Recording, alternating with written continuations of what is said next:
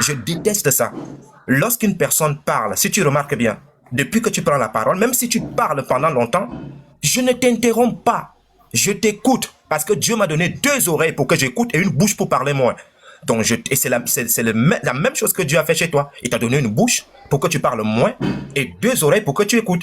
Donc, quand l'autre a la parole, ça ne sert à rien de parler en même temps que lui. Et pourtant, quand tu parles, on t'écoute. C'est très simple. Oh, merci. C'est pas grave, on va au Donc, débat. termine. Voilà. C'est la Merci. deuxième fois qu'on te dit la même chose. On passe au débat. Donc, Yeshua, tu es prêt? Je te mets tes 10 minutes. Storm X, tu auras l'occasion dans la partie questionnaire de lui poser la question clairement comme tout à l'heure. Hein? Ça, là, c'est encore plus intéressant. Donc, Yeshua, si tu es prêt, tu me dis, je mets les 10 minutes chrono.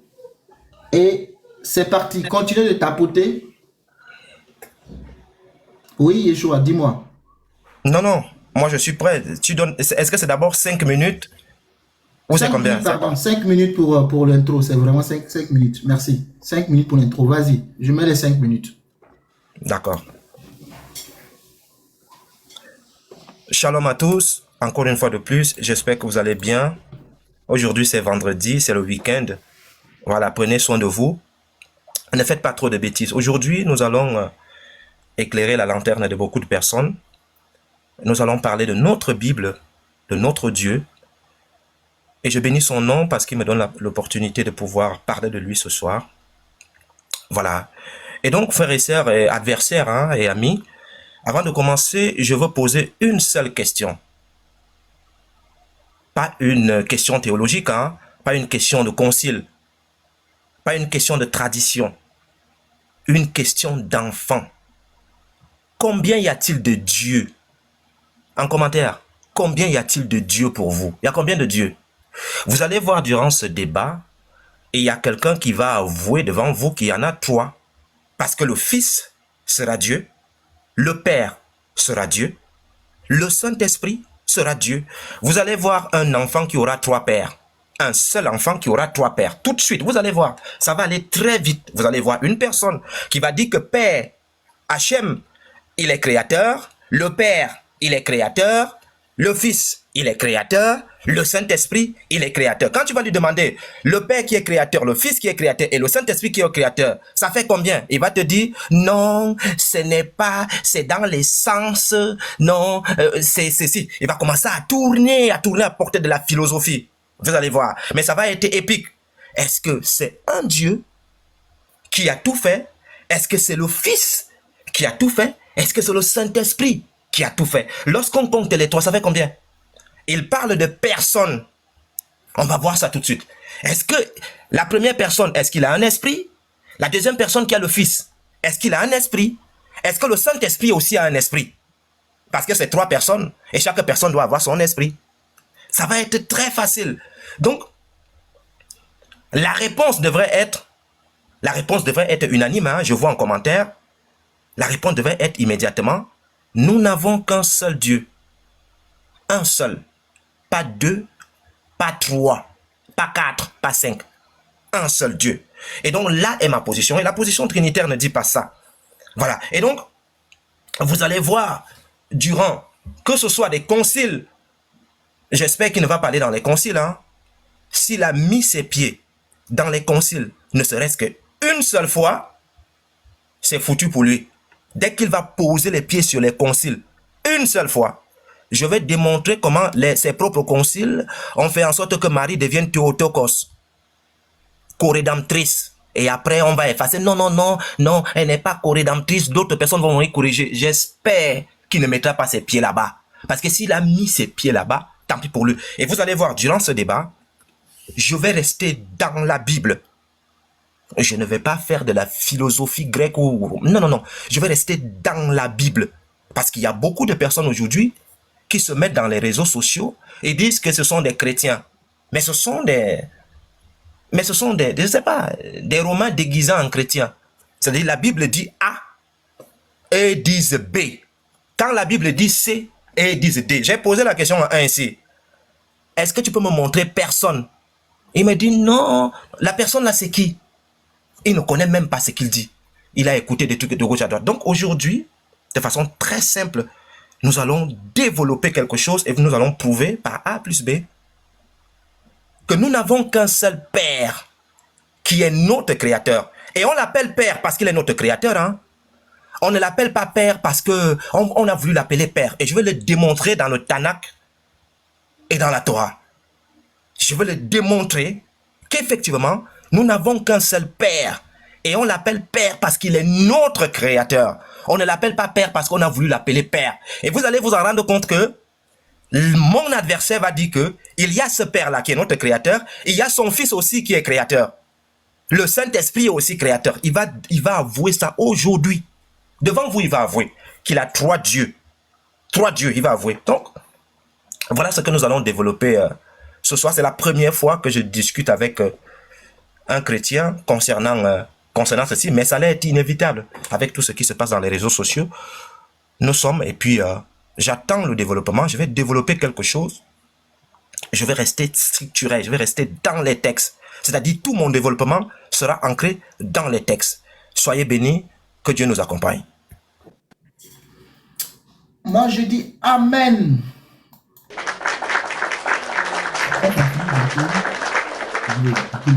Merci beaucoup Yeshua pour ta prise de parole sur l'introduction. On va mettre les 5 minutes. Tom X, est-ce que tu es là? Est-ce que tu es prêt? Tu me dis et je te donne. Bien sûr. Donc vas-y. Bonjour. Déjà, je rappelle, je suis protestant, donc protestant intermédiaire. Donc c'est une position entre le catholicisme et le protestantisme. Donc j'ai une conception de prima scriptura, c'est-à-dire que pour moi, la primauté aux Écritures, comme on dit bien dans 2 Timothée 3,16, toute Écriture est inspirée de Dieu. Et on va voir aujourd'hui que la Trinité, elle est biblique. On va regarder d'un point de vue linguistique et il va refuser. Et en fait, on va faire tout un développement biblique. On va voir que les apôtres eux-mêmes, ils disent quoi dans 2 Timothée 2,15 ? Gardez les traditions que nous vous avons enseignées. Gardez les traditions que nous avons transmises. Dès le 1er siècle, dès le 2e siècle, dès le 3e siècle, les chrétiens ont tous affirmé le Père, le Fils et le Saint-Esprit. La Bible elle-même le démontre. Dans l'Ancien Testament, déjà, il y avait des tensions. Et on va voir qu'il y aura déjà des passages qui vont lui poser problématique. Quand il va aller justement quand il va aller justement dans les Roumash, quand il va aller dans les positions dans le Targum, quand il va aller dans les Midrash, on va montrer que même ces positions-là, Dieu se manifeste, ou Dieu aurait des manifestations multiples, ou Dieu aurait pu justement prendre une forme, c'est des choses qui sont condamné par Moshe Maïmonide, sur lequel j'ai le Bible directement ici dans le livre des Égarés. Et on va démontrer que le Logos est une personne et c'est une personne distincte du Père. On va démontrer qu'il y a une distinction bel et bien entre le Père, le Fils et le Saint-Esprit. Et on va démontrer que Yeshua, il croit en un Dieu qui est contingent. Et vous allez voir, il va commencer à nous dire que oui, c'est de la philosophie. Et on va voir que historiquement, il va même être surpris que même dans le judaïsme, il y a des débats concernant la personne de Dieu. Est-ce qu'il est un ou est-ce qu'il est multiple? Et il y aura même des passages linguistiques, parce qu'il est nazaréen, j'espère qu'il parle hébreu. On va voir justement dans les passages dans nazaréens, il y a combien de créateurs? Aujourd'hui, je pense qu'il est vraiment pas prêt pour les arguments. Même moi, en tant que trinitaire, je n'aurais jamais su tous ces arguments que j'ai pu justement développer pendant toute cette semaine. Et vous allez voir que linguistiquement, il va commencer à dire, il va commencer à invoquer comment on appelle ça, l'interprétation des rabbins. Ces mêmes rabbins, conception qui a été faite en l'an 70, qui est une opposition au christianisme traditionnel. Et il faut comprendre, Yeshua nous dit qu'il est nazaréen. Mais quel nazaréen? Parce que les nazaréens primitifs, au 1er siècle, eux, ils ne croyaient pas que Jésus était Dieu. Les nazaréens historiques ne croyaient pas que Jésus était Dieu. Donc, non simplement, il ne nous spécifie pas sa position, mais nous allons démontrer bibliquement, historiquement, que la Trinité répond à toutes les questions que les Juifs se posaient, que les chrétiens se posaient. Donc, la Trinité, ce n'est pas un développement, c'est une doctrine explicative de ce qui était déjà présent dans les Écritures. Et on va le démontrer historiquement, linguistiquement. Il y a des passages dans l'Ancien Testament, dans le Tanakh, comme il a dit, il va être choqué. Il va devoir nous assumer et il va reconnaître ici qu'il y a plusieurs créateurs dans l'Ancien Testament. Et aujourd'hui, moi, c'est ma position. Ma position, c'est de dire que oui, déjà, il commence par un sophisme.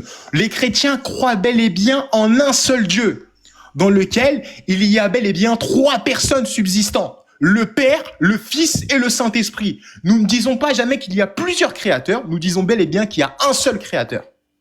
Et quand il va nous voir, quand il va rentrer dans les conceptions égyptiennes, je vais le réfuter. Quand il va rentrer dans les conceptions gréco-romaines, je vais le réfuter. Quand il va rencontrer dans les conceptions linguistiques grecques, hébraïsant, je vais le réfuter. Sur tous les aspects, je veux te réfuter. Et tu vas voir, aujourd'hui, tu vas devoir nous répondre. Est-ce que Dieu est un ou multiple dans l'Ancien Testament? Et il y a des passages qui sont problématiques pour toi. Je rappelle, il a dit quoi, Yeshua? Les chrétiens disent qu'il y a plusieurs créateurs. Mais il y a des passages dans l'Ancien Testament que tu vas devoir m'expliquer, Yeshua. Et ça, nous allons le voir pendant le cross-examination, chose que tu as eu peur et que tu as anticipé et que tu as déjà refusé. Donc moi, mon développement, il sera simple. Je vais démontrer que même chez les conceptions païennes, comme on dit justement dans Acte 17, qu'ils cherchent en tâtonnant, mais ils n'ont pas une révélation partielle. La Trinité, c'est quelque chose qui est même présent partout.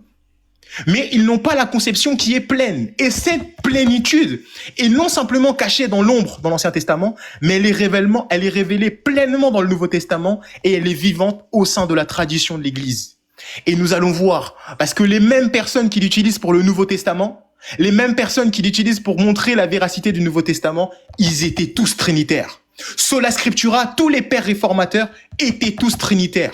Et on va voir quelle source il va me sortir, parce qu'il a dit c'est historique, hein. Je m'attends à ce qu'il me sorte des sources historiques. Et toutes les sources historiques qu'il va me sortir, ce sont des personnes qui croient que Jésus n'était pas Dieu, soit c'est des Ariens, bref. Je m'arrête là, on va rentrer dedans. Merci beaucoup. Maintenant que les dés sont lancés, on va passer maintenant à la phase développement. Chacun aura 3 fois 10 minutes. Et c'est pendant les 10 minutes que chacun va donner ses arguments. Donc, notez, hein, prenez des notes parce qu'on va apprendre. Storm X a dit que cette semaine, il a appris aussi. Donc, on va apprendre. Donc, Yeshua, est-ce que tu es prêt pour tes 10 minutes de développement?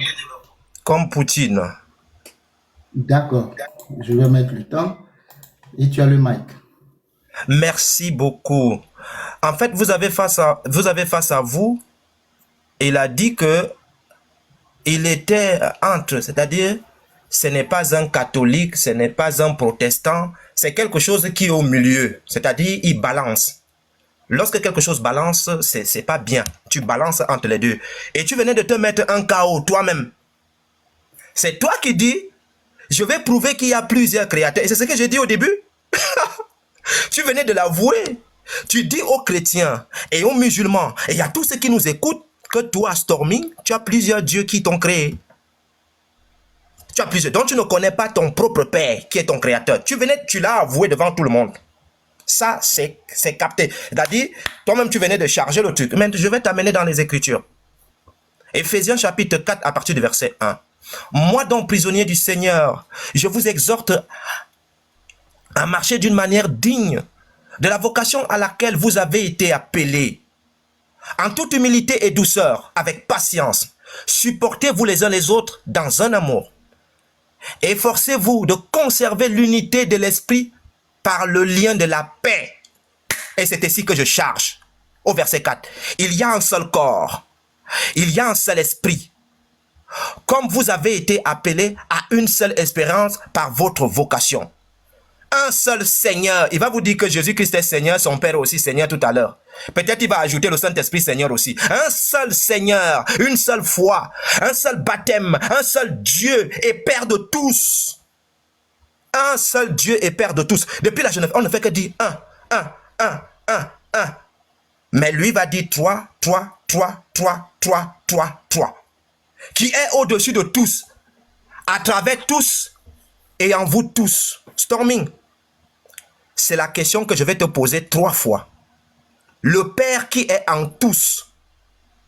On dit que le Père est en tous. Je te donne le verset. Moi, je te donne le verset. C'est-à-dire, j'aime donner les arguments à mon adversaire pour qu'il s'apprête. Le verset dit, le Père est en tous. Il est Père et il est en tous. Tu vas me dire, est-ce que c'est le Père qui est en toi? Est-ce que c'est le Fils qui est en toi? Ou bien c'est le Saint-Esprit qui est en toi?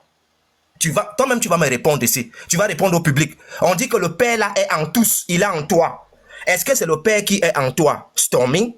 Est-ce que c'est le Fils qui est en toi? Storming. Est-ce que c'est le Saint-Esprit qui est en toi? Storming. Tu vas me répondre. Alors, je dis ceci. Lorsque on analyse dans la Trinité, elle devait avoir la réponse immédiate de ce que je venais de dire de façon structurelle. Voici la question. Combien y a-t-il d'esprits dans la Trinité?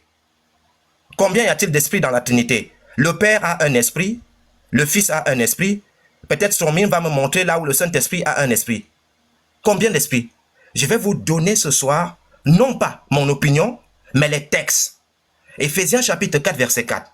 Un seul corps et un seul esprit. Numériquement, ça fait un. Pas des esprits unifiés, pas une communauté des esprits. Un seul esprit. Je m'arrête ici et je demande au public. Paul dit un seul esprit. Combien comptez-vous d'esprits dans la Trinité? Paul dit un seul esprit. Mais dans la Trinité, vous comptez combien d'esprits dans la Trinité? Comptez les esprits dans la Trinité. Paul dit un esprit. Parce que la Trinité affirme que le Père est une personne distincte et réelle. Il a donc son propre esprit. Dans Matthieu chapitre 10, verset 20, on l'appelle l'esprit de votre Père. Le Fils est une personne distincte et réelle. Il a donc son propre esprit aussi. Galates chapitre 4, verset 6, on l'appelle l'esprit de son Fils. Le Saint-Esprit est lui-même esprit par définition. Je compte avec vous l'esprit du Père 1, l'esprit du Fils 2, l'esprit du Saint-Esprit 3. Et Paul dit, il n'y a qu'un seul esprit. Il n'y a qu'un seul esprit. Et je demande aux Trinitaires, lequel des trois esprits est le seul esprit que Paul parle dans le texte? Où sont passés les deux autres? Et donc maintenant, je veux être juste avec les Trinitaires. Hein? Peut-être il va me répondre, les trois partagent un seul esprit. Ah bon? Alors je lui pose cette question. Deux personnes humaines, distinctes, réelles, peuvent-elles partager littéralement le même esprit sans être la même personne? La réponse va peut-être être non ou oui, hein? C'est impossible. Deux personnes distinctes ont deux esprits distincts. La définition même de la distinction de personnes. Donc si le Père et le Fils partagent le même esprit, ils ne sont pas deux personnes vraiment distinctes, ils sont un. Et c'est exactement ce que je parle de manifestation. Mais peut-être que le Trinitaire va me dire, chaque personne a son propre esprit. Alors je vais l'ouvrir, Éphésiens chapitre 4, verset 4. Un seul esprit. Et tu as encore maintenant à me donner les deux esprits qui vont rester. Et je demande au public, quand Paul dit un seul esprit, avait-il oublié qu'il y en avait trois? Ou bien savait-il exactement ce qu'il écrivait? À chaque fois, écoute bien Storming, à chaque fois que tu vas me citer les papas, les cousins, les grands-pères de l'église, je veux te ramener au texte. Je veux te ramener au texte. Au texte biblique. C'est la boussole. À chaque fois que tu vas t'échapper, je vais te tirer. Reviens ici. Dans le texte. C'est le texte qui va te soigner ce soir. À chaque fois que tu sors, le texte va te corriger.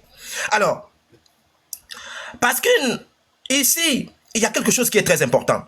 La Trinité affirme que le Fils est engendré. Unique engendré. Alors je pose cette question au Trinitaire. L'esprit propre du Fils, parce que le Fils a un esprit, est-elle éternelle ou engendrée comme lui? C'est une question qui est simple et n'a pas deux réponses. La première, peut-être l'esprit du Fils est éternel. Alors l'esprit du Père est éternel. L'esprit du Fils est éternel. Deux esprits éternels.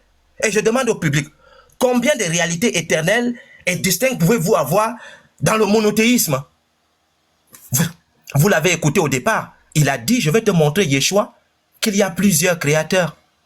Mais de quel monothéisme me parle-t-il? Vous avez un Dieu créateur ou bien plusieurs dieux créateurs?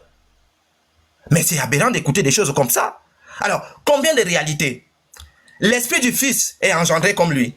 Ou bien, alors, tu as un esprit créé. Mais ce qui va être un peu amusant, c'est ceci. La question de la théologie trinitaire est vite depuis des siècles. Si le Saint-Esprit est une personne distincte et complète, quelle est sa propre réalité intérieure? A-t-il son propre esprit? Et je demande au Trinitaire, si vous dites oui, le Saint-Esprit a son propre esprit, alors je compte à nouveau l'esprit du Père, l'esprit du Fils et l'esprit du Saint-Esprit, ça fait 3. Et Paul dit un seul esprit. Un seul esprit. Est-ce que cet esprit-là, c'est l'esprit du Père? Est-ce que cet esprit-là, c'est l'esprit du Fils? Est-ce que cet esprit, c'est le Saint-Esprit? Nous allons voir ça. Mais comme je t'ai dit au départ, on dit un seul Dieu et Père de tous, qui est au-dessus de tous, à travers tous et en tous. Storming, le Père est en toi. La première question que je vais te poser, on dit que le Père est en toi. Est-ce que c'est le Père qui est en toi? Est-ce que c'est le Fils qui est en toi? Est-ce que c'est le Saint-Esprit qui est en toi? Entre les trois cas, tu vas choisir un camp. Mais le texte dit, le Père est en toi. Pas Dieu, le Père est en toi. Storming, commence déjà à fouiller. Comment est-ce que tu vas me répondre? Celui qui est en toi, Storming, est-ce que c'est le Père? Est-ce que c'est le Fils? Est-ce que c'est le Saint-Esprit? Ça serait ma toute première question que je vais te poser. Parce qu'on dit que c'est le Père qui est en toi. Je te répète le truc. Éphésiens chapitre 4, verset 4. Si tu dis que c'est le Fils, tu es foutu. Si tu dis que c'est le Père, tu es foutu. Si tu dis que c'est le Saint-Esprit, tu es foutu. Entre les trois cas, tu vas me dire, dans ce texte, on dit que c'est le Père qui est en toi, Storming. Et tu vas me dire qui est réellement en toi. Et c'est là où le débat va se terminer. Éphésiens chapitre 4, verset 4. Tu vas choisir dans ta Trinité qui tu vas mettre en toi. Parce que c'est le Père qui est en toi. Donc tu vas choisir. Et donc, le Père est esprit. Le Fils est esprit. Et le Saint-Esprit est esprit. Entre les trois esprits, Storming, quel esprit sera en toi? Est-ce que c'est l'esprit du Père? Est-ce que c'est l'esprit du Fils? Ou bien c'est le Saint-Esprit? Mais on dit que celui qui est en toi, c'est le Père. Je verrai comment tu vas répondre à cette question. La question là, ça serait la question la plus amusante. Parce que dans le texte, Éphésiens 4, verset 4, on dit que celui qui est en toi, c'est le Père. On dit que celui qui est en toi, Storming, c'est le Père qui est en toi. Je verrai comment tu vas échapper à cette question. Si tu dis que c'est le Père qui est en toi, c'est grave. Si tu dis que c'est le Fils qui est en toi, c'est très grave. Si tu dis que c'est le Saint-Esprit qui est en toi, c'est grave. Et je vais te démontrer que dans tous les trois cas, tu seras en difficulté. Voilà. Donc, ça, c'était ma première partie des 10 minutes. Soyez bénis. Je vais écouter ce que Storming va nous apporter comme apport. Soyez bénis. Je dis Amen et on acclame. D'abord, le débat est passionnant. Ça met des limites de part et d'autre. Si tu rentres ici, je rentre ici. Si tu... Ah non, c'est beau. Acclamez vous-même, c'est beau. Storming, est-ce que tu es là? Ouais, je suis là. Vas-y, je te mets tes 10 minutes. Ok. C'est parfait. Bon, en fait, déjà, premièrement, il me considère une position intermédiaire parce que je dis que j'ai une prima scriptura. Je suis entre le catholicisme et le protestantisme, mais on doit le rappeler que les Nazaréens historiques, c'est une position entre la loi et le christianisme. C'est une position entre le judaïsme et le christianisme. Mais bon, c'est un petit aparté. Je rappelle, la question c'est, la Trinité est-elle biblique ou historique? Quand il va utiliser toutes les sources qu'il va utiliser, que ça soit Adolf von Harnack, que ça soit Barterman, que ça soit tous les spécialistes qu'il va citer, je vous rappelle, ce sont des personnes, à vous qui êtes en bas, qui croyez que Jésus est Dieu, ce sont tous des spécialistes qui ne croient pas que Jésus est Dieu. Tous ces spécialistes qui émergent du 19e siècle, qui ont des origines kantistes, qui viennent de Kant. Mais moi, mon argument, c'est pas là. Je vais démontrer que déjà, de manière structurée, que la Trinité, c'est la réponse à ce qu'il y a déjà dans la Bible. Premièrement, par exemple, prenons le cas, on anticipe déjà, on sait jamais. La Trinité a une origine des Égyptiens. Osiris, Horus et Seth. Où on parle justement des dieux égyptiens, la Trinité chez les Grecs babyloniens, la Trinité chez les Hindous, la Trinité je ne sais pas chez qui. On va réfuter toutes ces positions-là. Mais déjà, je vais commencer par préciser ce que la Trinité n'est pas. La Trinité, ce n'est pas du tritéisme. On ne dit pas, il y a un autre Dieu, deux autres dieux ou trois autres dieux. La Trinité, ce n'est pas du modalisme. On ne dit pas ici que le Père prend forme. C'est-à-dire qu'à un moment, il est le Père. Un moment, il devient le Fils. Un moment, il devient le Saint-Esprit. Ce n'est pas ça, c'est ce qu'on appelle du modalisme. La Trinité, ce n'est pas du patriatisme, c'est-à-dire que pour nous, on ne dit pas que le Père s'est incarné. Et je vous rappelle, vous allez voir ici qu'on parle de tritéisme, c'est-à-dire qu'on parle de trois dieux indépendants, qui ont trois essences différentes. La Bible, elle est très claire. Mais il faut d'abord remonter chez le judaïsme. Le judaïsme, mais qu'est-ce qu'il nous rapporte? Alain Segal, dans son livre, il nous rapporte justement, il nous parle de deux puissances dans le ciel. Historiquement, dans les traditions juives, la tradition juive, elle est connue péjorativement par ses détracteurs rabbiniques comme en ayant deux puissances dans le ciel. Par exemple, le rabbin Moshe Maïmonide, il va nous rappeler qu'il y a eu un débat entre lui et le Narmanide sur le fait que est-ce que Dieu était un, simplicité non composée, ou est-ce que Dieu pouvait se manifester dans le monde? De trois, il y a des philosophes juifs qui appellent Philon d'Alexandrie, qui est un juif, pré-chrétienne, avant le christianisme, qui dit quoi? Pour lui, le logos est distinct du Père et c'est un être justement par lequel Dieu procède pour avoir la création dans le monde. Textuellement, on va commencer. Dans Genèse chapitre 1 au verset 26, ça un appât pour qu'il aille dans les sources. Dans Genèse chapitre 1 au verset 6, le texte nous indique, il nous dit quoi? Faisons l'homme à notre image. Il y a déjà ici une indication, faisons l'homme à notre image, il y a déjà ici une indication d'une pluralité et d'une unité de Dieu. Ensuite, nous allons et nous voyons bel et bien dans Deutéronome 6 verset 4, écoute Israël, Elohim, Adonai, Echad, notre Dieu est un. Ici, le terme utilisé pour Echad n'est jamais le terme pour Yahid, pour dire singularité numérique. C'est ici, on parle d'unité composite. Et comment on le sait? Je vais pouvoir l'attraper. Ici, c'est que des appâts. C'est pour qu'il puisse nous positionner, pour qu'il puisse nous dire quelle est sa position. La Bible nous dit quoi? Dans Genèse, l'homme et la femme seront un. Le terme utilisé ici, c'est le terme Echad. Ensuite, nous voyons bel et bien dans Daniel chapitre 7, deux puissances dans le ciel. Chez les rabbins, il y a bien eu débat entre le fait qu'il y avait le Fils, il y avait le Père, et il y avait ce qu'on appelle le Ruach El Kodesh. De plus, le texte nous dit quoi dans le Proverbe 30, verset 4? Qui connaît le nom de son Fils? Nous voyons bel et bien ici que le Logos, il y a déjà une préexistence du Logos. Le Daniel 7 nous présente déjà deux distinctions. Le Fils de l'homme qui est préexistant selon Michée 5, verset 2, où on nous dit que son origine remonte aux temps anciens, et le Père, qui lui donne justement l'autorité. Ensuite, nous arrivons dans le Nouveau Testament, parce que là, je simplifie. Nous arrivons dans le Nouveau Testament. Jean chapitre 1. Au commencement était la parole, donc en arché au logos, kon théos, proston théon. La parole nous dit quoi ici? Que la parole était avec Dieu, et le terme qui est utilisé avec, c'est le terme pros, qui montre bel et bien qu'il y a une distinction.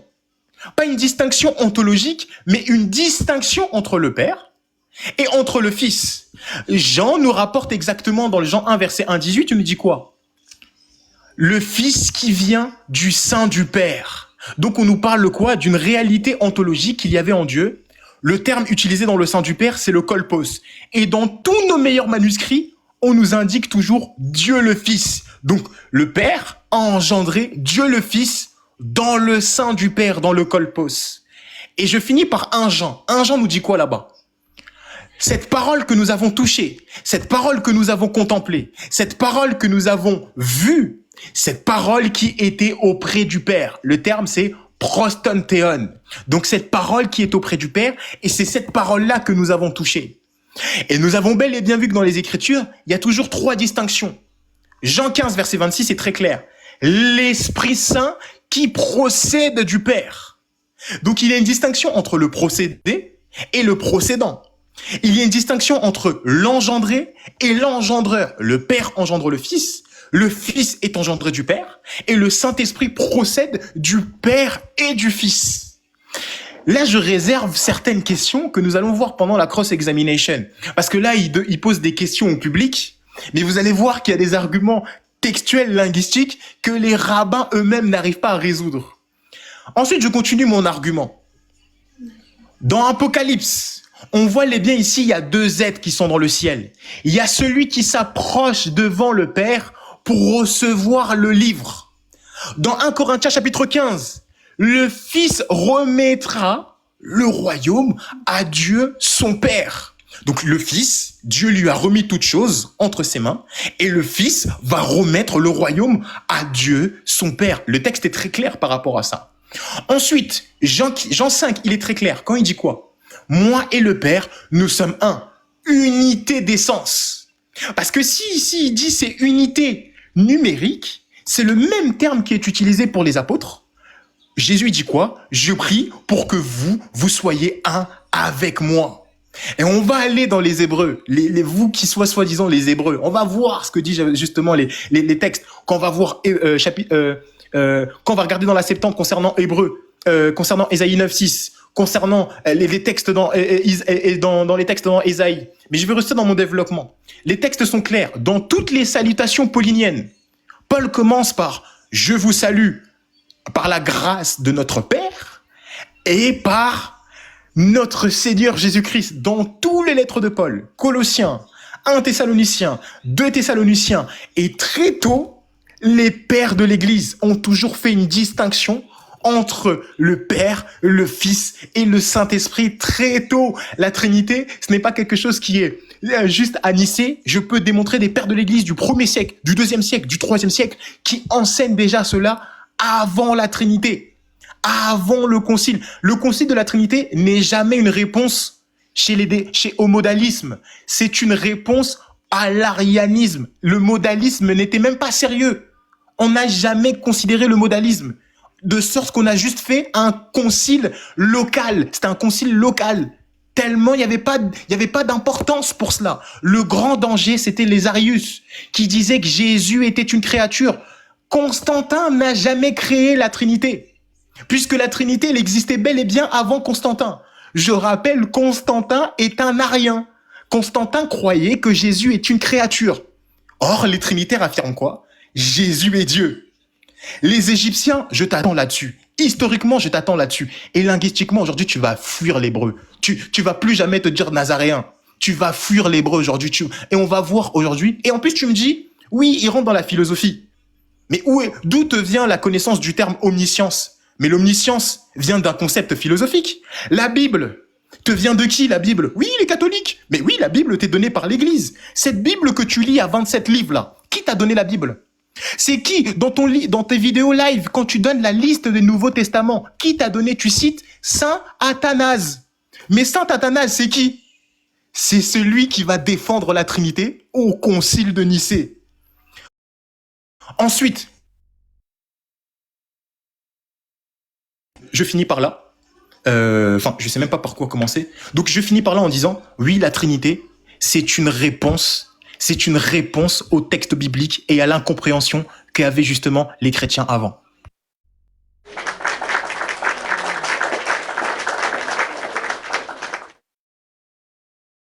Merci beaucoup Storm X pour ton développement. C'est fort, c'est fort. Tapoter, on n'est que à 77K, c'est pas normal les amis.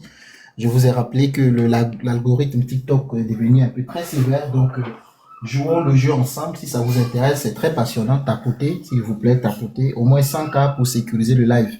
On va passer à la deuxième phase de développement de Yeshua. Est-ce que tu es dans le ring? Attends, ambassadeur, il y a quelqu'un qui ne fait que m'appeler là, je ne sais pas pourquoi. Attends, donne-moi un instant. Voilà, je vais renvoyer l'appel et puis je... Il n'y a pas de souci, donc tapotons, comme l'autre le disait, ça va péter. Vraiment, c'est du haut niveau. Ça, c'est les débats, ce qu'on aime. Ok, on met tes 10 minutes top chrono. Ouais. Ok, il s'est mis une balle au pied. Il dit que essaie de prendre ces storming, tu vas voir. Oh là là. Oh là là. Allô, vous m'entendez ou pas? Allô? Allô, ambassadeur? Oui, c'est parce que il y a quelqu'un qui m'appelle, c'est pour cela je renvoie l'appel. Voilà. Donc, j'espère que tu ne vas pas prendre ce verset. Si tu prends ce verset, Jésus aura un Dieu. Storming. Jésus remet à Dieu, non? Si tu prends ce verset, de toute façon, je vais te chicoter dedans. Toi-même, tu vas dire que Jésus n'est pas Dieu. Toi-même, tu vas dire que Jésus n'est pas Dieu. Dès que tu essayes de toucher ce verset, je vais renverser la même question que tu vas poser et je vais te chicoter dedans. C'est-à-dire, Jésus remet à Dieu. Ok, d'accord, on va voir ça clair. Je prends un verset. Chapitre 17, verset 11. Jean chapitre 17, verset 11. Et maintenant, je ne suis plus dans le monde, mais ils sont dans le monde. Et je vais à toi, Père Saint.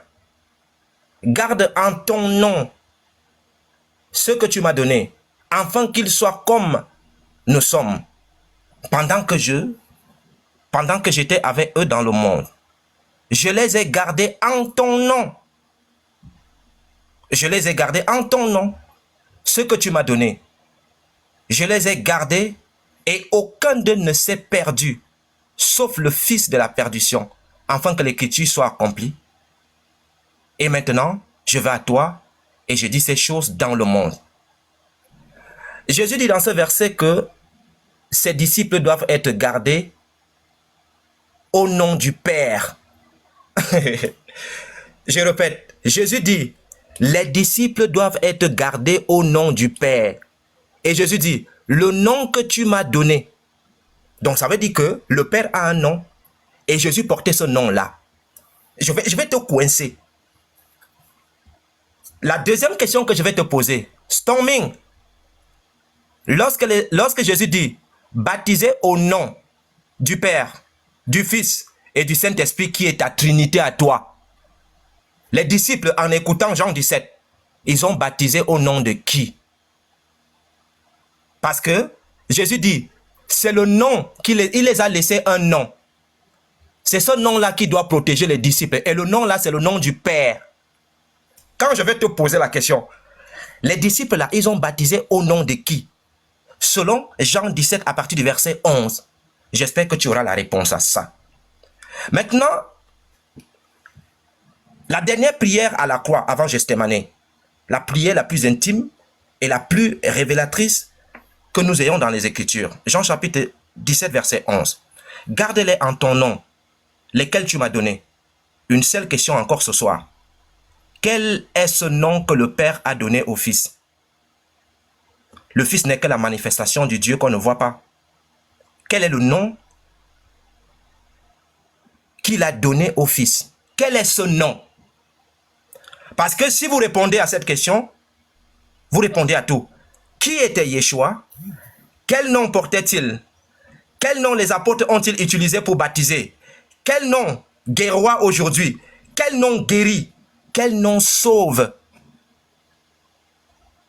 Commençons par une évidence que la Trinité lui-même doit accepter. Le Père a son nom.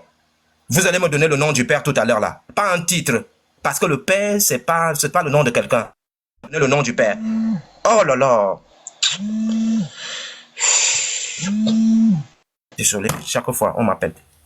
Voilà. Et donc, le Père a un nom. Pas un titre. Pas une fonction. Un nom. Psaume 148, verset 13. Qu'il loue le nom d'Hachem, car son nom seul est élevé. Lui seul est élevé. Je demande donc au Trinitaire, le Père a-t-il un nom? Si oui, son nom c'est qui? Est-ce le Père ou est-ce Yahweh? Vous allez me répondre tout à l'heure. Parce que le Père, c'est un titre relationnel, pas un nom propre. Abraham est père, Isaac est père, David est père. Yahweh, c'est le nom propre de Dieu, révélé à Moïse dans Exode 3, verset 15. Jésus dit, ce nom-là, il a porté ça et c'est ce nom qui garde les apôtres. Ceci est mon nom pour toujours. Je demande au public, si le Père s'appelle Yahweh, et si Jean 17, 11 dit que Yeshua porte le nom du Père, quel nom porte-t-il Yeshua? Quel nom te sauve? Tu es baptisé en quel nom? Comme tu vas prendre les Sergales, tout ça là, bravo, il faut prendre les pères de l'église, prends tout le monde. Les apôtres ont-ils baptisé au nom du Père, du Fils et du Saint-Esprit? Si oui, tu vas me donner le verset. Sinon, tout ce que tu vas apporter après, non, Jean-Sébastien a dit ceci, Grégoire de Nice a dit ceci, je vais prendre ça, je vais jeter ça à la poubelle. Parce que ceux qui ont vu le Christ, ce sont les apôtres.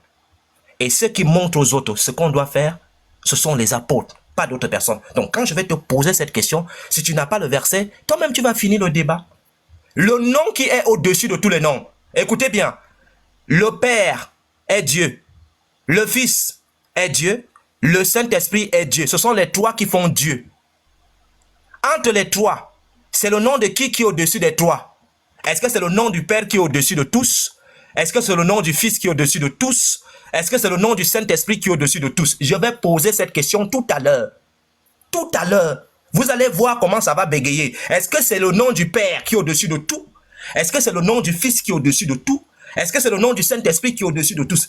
Donc quand il va vous répondre, les chrétiens vont dire, ah d'accord, on comprend maintenant quel est le nom qui est au-dessus de tous les noms. Parce que Hachem dit dans la Torah, son nom est au-dessus de tous les noms. Aucun nom n'est au-dessus de lui. Donc si tu me donnes, je te donne un verset, je te dis que le nom qui est au-dessus de tous les noms aussi, est-ce que ce nom au-dessus du nom du Père, du nom du Saint-Esprit, tu me dis oui, c'est foutu pour toi. Tu venais de dire que ta Trinité est dans l'eau. Parce que ça va peut-être porter le nom du Fils ou bien le nom du Saint-Esprit. On verra ça tout à l'heure là. Et donc, de façon très simple, il dit dans Jean chapitre 5, verset 43, « Moi je suis venu au nom de mon Père. » Il est venu dans le nom du Père. Pas avec un nom différent. Pas comme une deuxième personne avec son nom propre. Dans le nom du Père. Philippiens chapitre 2 verset 9 dit, Dieu lui a donné le nom qui est au-dessus de tout nom. Le nom du Père qui est au-dessus de tout nom. C'est quel nom? Les apôtres ont baptisé en quel nom? Toi, tu es baptisé. Bon, comme tu es au milieu là entre protestants et catholiques, décide-toi, est-ce que tu es catholique ou bien tu es protestant? Quand tu as dit que oui, les Nazariens sont entre la loi et la grâce, tu n'as pas lu Jérémie chapitre 1 verset 1, verset 30, Jérémie 31 verset 31, tu n'as pas lu Ésaïe? Ah, c'est compliqué pour toi. Mais toi, tu es entre le protestantisme et puis tu es entre le catholicisme. Faut choisir un camp. Faut pas rester au milieu, c'est pas bon. C'est pas bon pour toi. Alors, quel est le nom au-dessus de tout nom? Psaume 148 verset 13 répond à ça. Yahweh seul, son nom au-dessus de tout nom. Alors, lorsqu'on dit que le nom de Yeshua est au-dessus de tout nom, je vais te poser cette question. Est-ce que c'est le nom du Fils qui est au-dessus de tout nom? Est-ce que c'est le nom du Père qui est au-dessus de tout nom? Est-ce que c'est le nom du Saint-Esprit qui est au-dessus de tout nom? Verset à l'appui. Je vais voir ce que tu vas répondre. Et tu vas enseigner à ces chrétiens que le nom du Fils est au-dessus du nom du Père. Les gens vont rire en commentaire. Ça, ce sont des questions que je vais te poser tout à l'heure. Et donc, c'est le nom d'Hachem qui est au-dessus de tout le nom. Si le nom au-dessus de tout nom est Hachem, et si Philippiens 2 verset 9 donne son nom à Yeshua, et si Jean 17, 11 dit que Yeshua porte le nom du Père, comment le nom du Père peut-il être autre chose que le nom de Yeshua lui-même? Le Fils porte un nom qui est supérieur au nom du Père. Ça va être terrible. Tu vas voir comment ta Trinité va s'effondrer. Vous dites que la Trinité, c'est le Père, le Fils et le Saint-Esprit. Amen. Amen. C'est écrit où dans la Bible? Si tu me donnes baptisé au nom du Père, du Fils et du Saint-Esprit, tu es foutu. Le nom là, du Père, du Fils et du Saint-Esprit, les apôtres là, ils ont baptisé au nom de qui? Parce que le Père a un nom, selon vous, le Fils a un nom, le Saint-Esprit a un nom. Entre les trois là, quel est le nom qui est au-dessus de tous ces noms là? Si tu as dit que c'est le nom du Fils, ah, tant pis pour toi, hein. Mais je vais te poser cette question. Je t'avertis pour que tu cherches. Et comme ça, quand tu vas chercher à marmailler, c'est-à-dire tu vas chercher à jongler, à chercher à dribbler, faire de la philosophie, les gens vont rire en commentaire. C'est pour cela que je te donne d'abord la possibilité de chercher les réponses. Comme ça, quand tu vas répondre, les gens vont rire en commentaire. Les gens vont rire en commentaire. Tu vas me donner en quel nom les disciples de Christ lui-même ont baptisé. Soyez bénis en commentaire.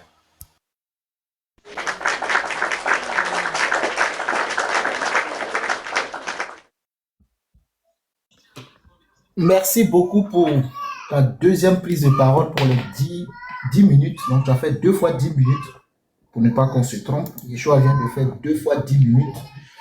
Et Storm va passer à sa deuxième prise de parole pour les 10 minutes. En commentaire, soyons modérés, ne mutez personne. Mais je vous en prie, soyons modérés. C'est la famille.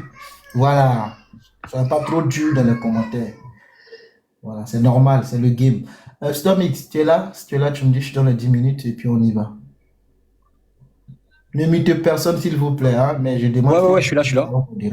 Voilà, vas-y, je te donne les 10 minutes. Ok, bon. Bon, moi je m'attendais à un débat historique, donc on va un petit peu creuser.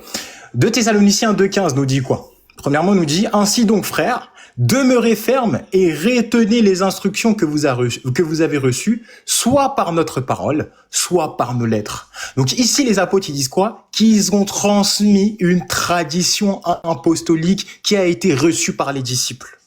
Premièrement, on va aller voir justement dans les sources. Attendez, je vais zoomer un petit peu pour que les gens ils puissent voir. Purée. Premièrement, la première épître de Clément, elle arrive avant la canonisation de la Bible. Clément, il affirme bel et bien que ici, justement, que Jésus, il est distinct du Père, mais qu'en même temps, il est Dieu. Regardez, je vais vous donner. Frère, nous devons, premièrement, les épîtres, ils disent quoi? Frère, nous devons considérer Jésus-Christ comme Dieu, le refuge des vivants et des morts. Nous ne devons pas sous-estimer notre salut, car si nous sous-estimons, nous espérons aussi le salut que Dieu d'obtenir que peu de choses. Et voici ce qu'il va encore dire. Et voici ce qu'il va rajouter. Cherchez le Christ, le Fils de Dieu. Donc là, c'est Ignace d'Antioche qui va parler, il va dire quoi? Cherchez le Christ, le Fils de Dieu, celui qui est au-delà du temps, l'intemporel, l'invisible, celui qui s'est rendu visible. Celui qui, pour nous, l'invisible, celui qui s'est rendu visible, est devenu passible en tant qu'homme, c'est lui qui a tout enduré. Je tiens à rappeler comment il s'appelle? Melchisédek? Non, pas Melchisédek, pardon. Yeshua, ni l'incarnation. Lui, il parle de manifestation. Donc là, tous les pères ici, ils témoignent que Jésus-Christ est bel et bien distinct du Père. Je rajoute ce qu'il a écrit. Et puis, voici ce qu'il va dire. Cherchez le Christ, le Fils de Dieu, celui qui est au-delà du temps, l'éternel invisible. Ensuite, on nous fait encore une distinction. Je te bénis, je te glorifie avec le grand prêtre éternel Jésus-Christ, ton Fils bien-aimé, ainsi qu'à toi et au Saint-Esprit, soit la gloire maintenant et pour les siècles. Amen. Donc, on voit déjà chez les premiers chrétiens, Polycarpe de Smyrne va faire une distinction entre l'Esprit Saint et le grand prêtre. Je continue. Voici ce qu'il va nous dire. Ignace d'Antioche, toujours 1er siècle, 2e siècle. Selon l'amour de Jésus-Christ notre Dieu, car notre Dieu Jésus-Christ, permets-moi d'être un imitateur de la passion du Christ. Et à tous ceux qui sont sous le ciel, croiront en notre Seigneur et Dieu Jésus-Christ et son Père qui l'a ressuscité d'entre les morts. Ensuite, on continue. Mais Jean, établi à Éphèse, a fait du motif de notre rédemption le point de départ pour son évangile. Là, encore une fois, ici, c'est Polycarpe de Smyrne. Et voici ce qu'il va dire. Les œuvres de notre Seigneur, par ailleurs, étaient toujours présentes car elles étaient réelles, consistant à ce qui avait été guéri de leur maladie. Ceux qui avaient été ressuscités d'entre les morts. Attendez, là, je vais me dîner parce que c'est trop long. Et voici ce qu'il dit. Et qu'il progresse par étapes de cette nature, qu'en outre, qu'il montre par l'Esprit vers le Fils, par le Fils vers le Père, et qu'en temps voulu, le Fils remettra son œuvre au Père. Papias d'Hierapolis, 1er siècle, 2e siècle. Encore une fois, voici ce qu'il dit. Mais c'est véritablement Dieu. Donc là, c'est l'épître de Mathéthès à Dionète, chapitre 7. Mais c'est véritablement Dieu lui-même, qui est tout-puissant, le créateur de toutes choses invisibles, qui a envoyé du ciel et placé parmi les hommes celui qui est la vérité, le Verbe saint et incompréhensible. Donc ici, on voit bel et bien Dieu a envoyé son Verbe saint parmi nous. Comme du coup, nous sommes dans l'histoire, bon, ici justement, les gens ils peuvent voir le christianisme antique, parce que la foi, c'est biblique et c'est à la fois l'historicité. Donc j'ai vu un chapitre qui était très intéressant.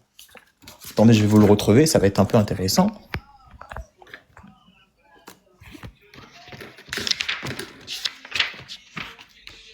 Ok, le Christ, il est central. Donc ici justement, c'est les conceptions chrétiennes du 1er siècle. Là ici, on voit ici Justin de Martyr qui fait un dialogue contre Tryphon. Tryphon, je rappelle, est un juif. Et voici ce qu'il dit sur la personne. Il est centre des deux alliances en sa préexistence comme son incarnation. Nous détaillons au chapitre suivant la christologie de Justin.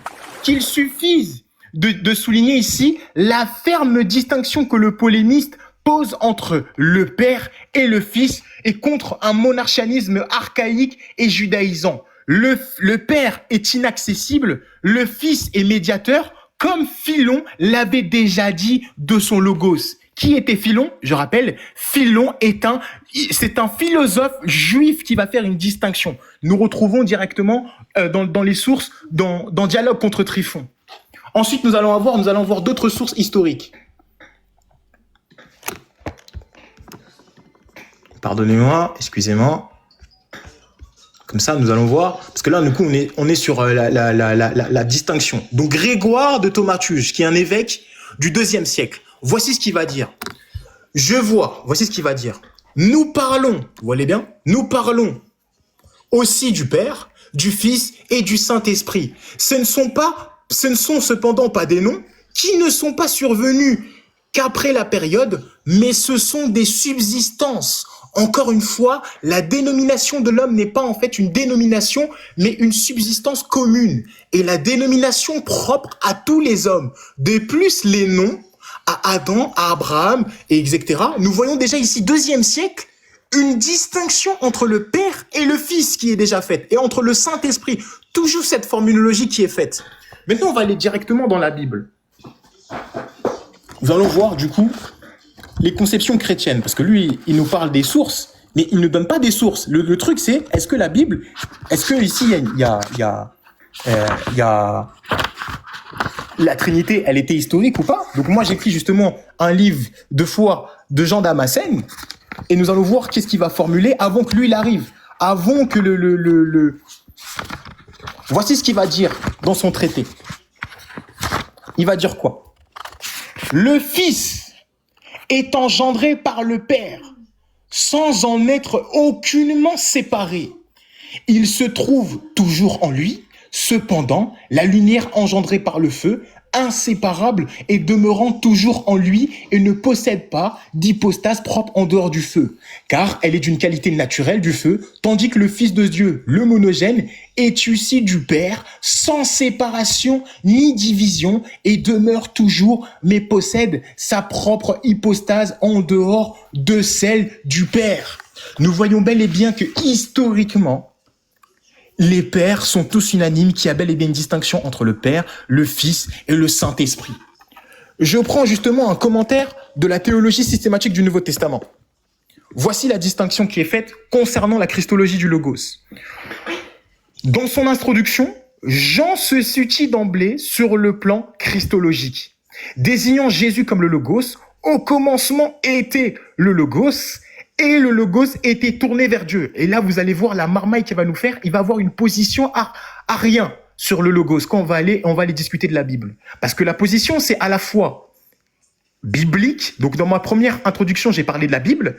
Et dans la deuxième position, je suis en train de monter historiquement. Pour l'instant, il nous a montré rien du tout de manière historique. Donc, qu'est-ce qu'il me dit ici? La théologie du Logos dans le prologue de Jean domine tout l'évangile. La question est importante, mais nous ne l'abordons pas. Mais si, comme le pensent plusieurs spécialistes, il s'agit ici d'un hymne chrétien au Christ, il donne le ton d'une façon qui se veut attrayante, aussi bien pour les Juifs que pour les Grecs. Donc les Juifs et les Grecs, ils avaient déjà une connaissance du Logos. Mais voici ce qu'il nous rappelle. Voici ce que nous dit. Donc le Logos, il existait déjà avant.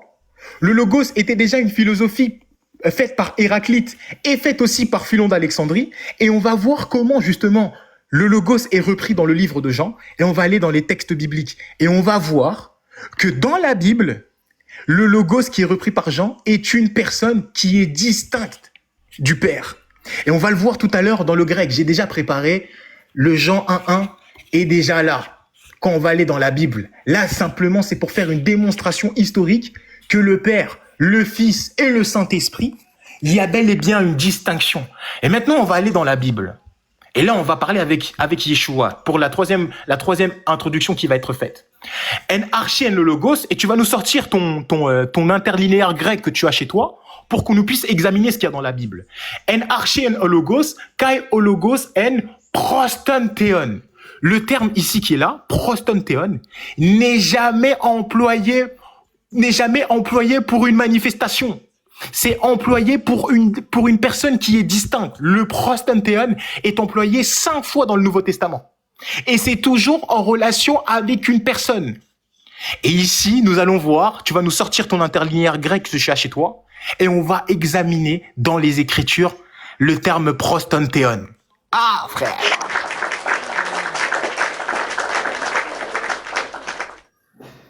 Ok, donc ça fait chacun 2 fois 10 minutes. Ça sera la dernière partie des 10 minutes. Yeshua, est-ce que tu es là? Je te donne le temps. Si tu es là, dis-moi. Tu es muté, Yeshua. Est-ce que tu m'entends? Merci pour les tapotages. Je suis là. Je cherchais à ouvrir ma caméra. Je suis là. Ok. Mets-moi un peu en grand. Je vais lire ce qu'il a montré là, s'il te plaît. Mets-moi en grand. Mets mon temps.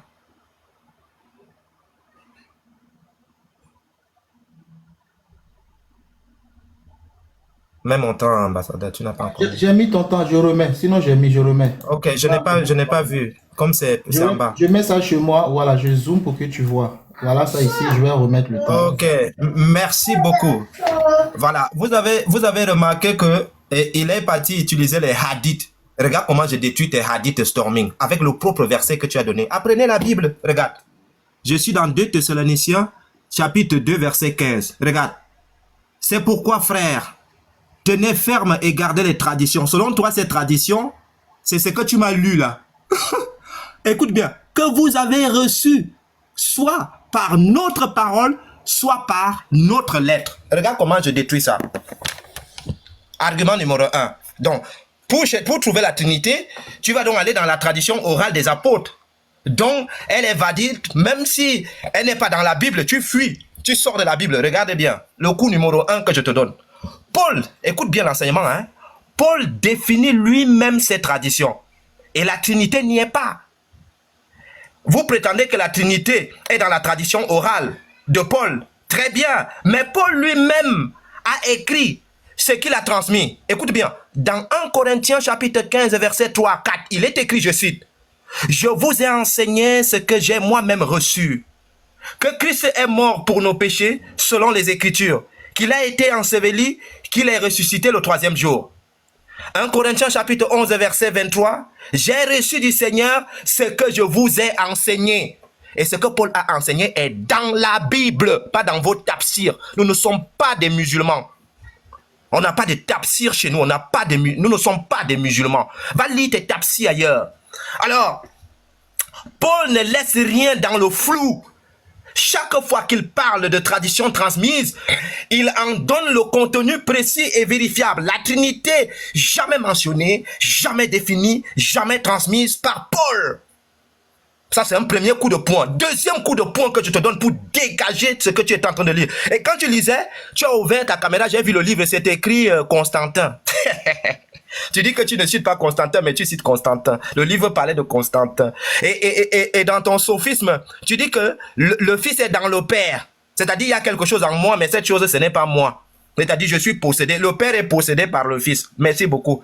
Merci beaucoup. Écoute bien. Deuxième coup. 2 Thessaloniciens, le deuxième piège. Paul lui-même rappelle de quoi il parle. Dans 2 Thessaloniciens, chapitre 2, verset 5. Verset 5, un peu en haut. Ne vous souvient-il pas que je vous disais ces choses quand j'étais encore chez vous? Ces traditions sont les enseignements déjà donnés, déjà connus, déjà reçus par cette communauté en personne. Ce n'est pas une catégorie ouverte pour y glisser une doctrine inventée un peu plus tard, que tu vas me citer tout à l'heure là. Paul ne dit pas ce que tu as dit. Paul le dit face à face.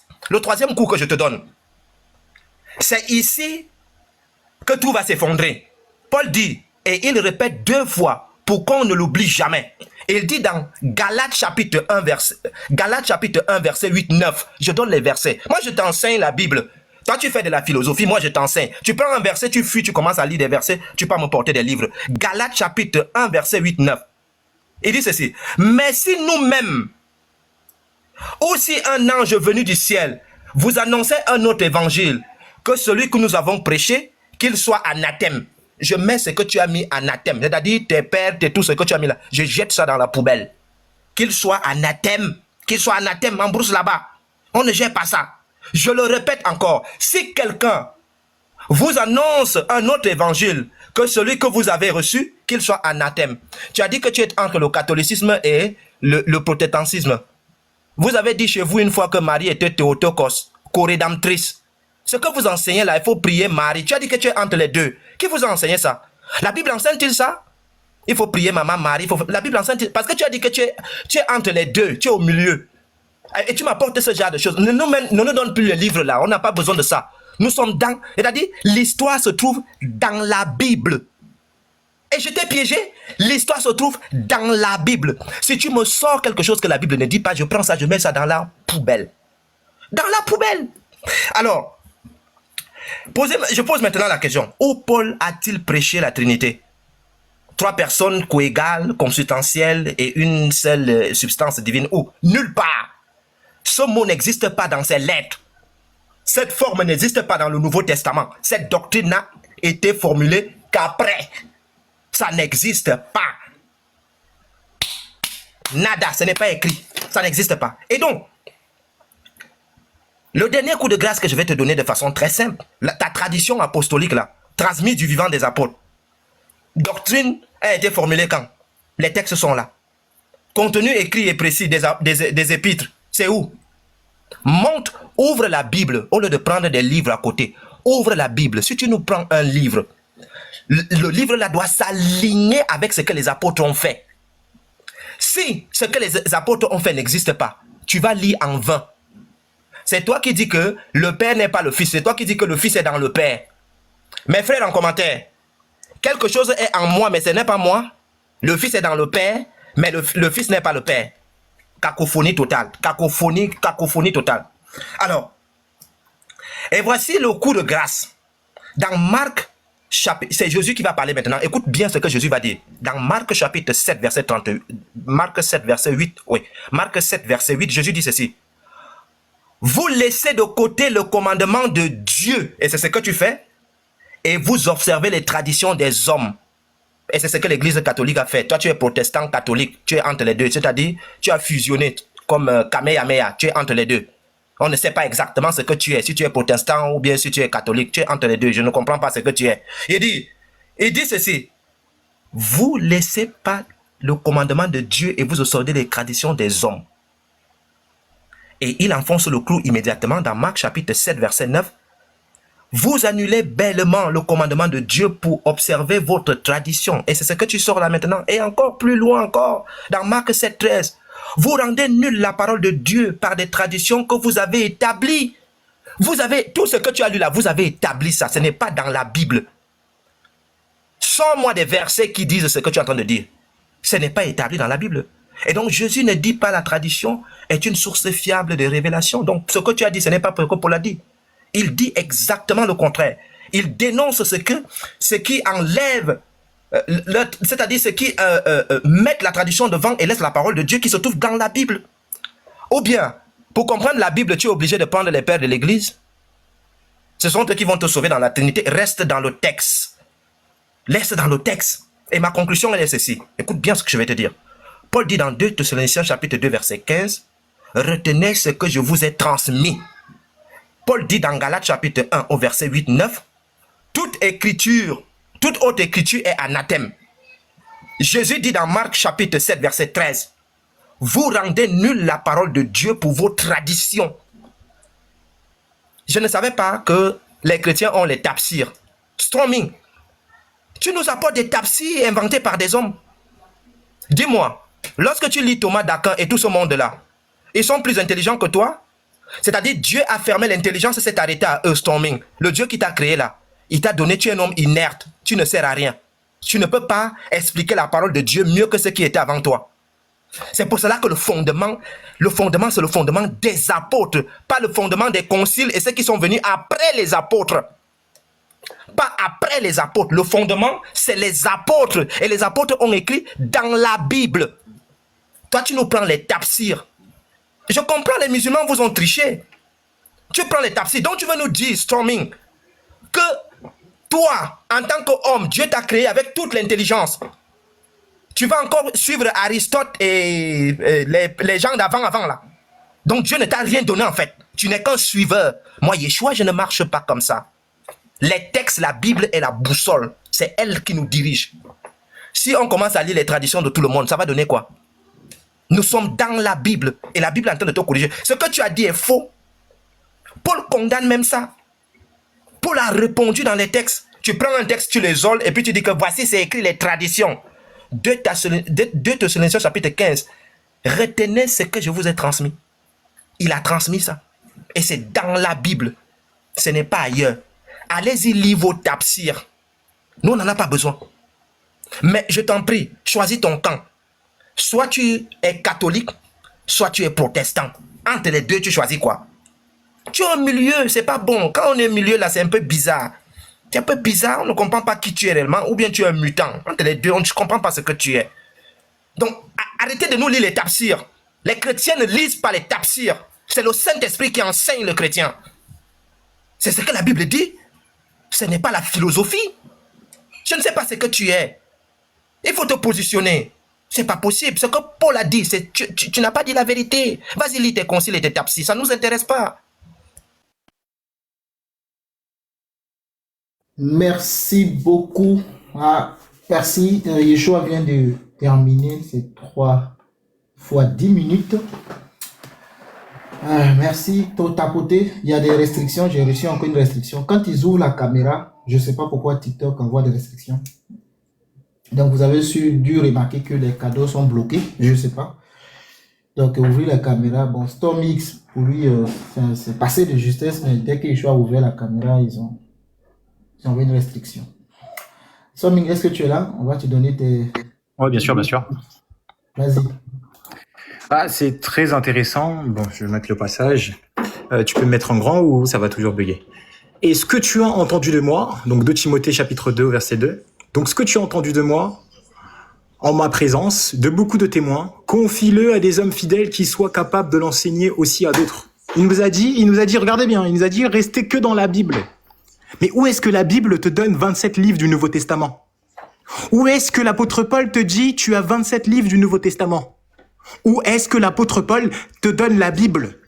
C'est très ironique, parce que le jour où tu as fait un live où tu parlais de la Bible, tu citais Saint Athanase. Tu parlais de Athanase d'Alexandrie. Où est-ce que l'apôtre Paul t'a donné 27 livres du Nouveau Testament? Où? C'est écrit où? Ah, Yeshua, je m'attendais vraiment à du sérieux. Je m'attendais à des sources historiques. Je me suis préparé. Je me suis vraiment préparé. Je m'attendais à des sources historiques. Mais tu n'as rien sorti du tout. La Bible que tu as là, c'est le fruit d'une tradition. Où est-ce que la Bible dit que Dieu est omniscient? Le terme omniscient vient d'une conception philosophique. Ou dans le logos même là, c'est une conception philosophique, Yeshua. Ah! C'est une conception développée par Philon d'Alexandrie, par Héraclite. Non, Yeshua, sois sérieux. Sois sérieux. Je me suis préparé, je m'attendais à des sources, je m'attendais à ce que tu me parles des triades égyptiennes, je m'attendais à ce que tu me parles des triades babyloniens, je m'attendais à ce que... On est en train de faire de l'histoire. Et toi, tu ne veux pas. Ah, ne t'inquiète pas, on va passer dans la Bible. Donc du coup, 2 Timothée chapitre 2 est très clair. Ce que tu as entendu de moi, en présence de beaucoup de témoins, confie-les à des hommes. La Bible qu'il a là aujourd'hui, c'est la tradition de l'Église qu'il lui a donnée. Mais maintenant, moi, je continue toujours. Source historique. Théophile d'Antioche, 2e siècle, toujours. Dieu engendra par son Verbe, qui était immanent en son sein, et le produisit avec sagesse avant toute chose.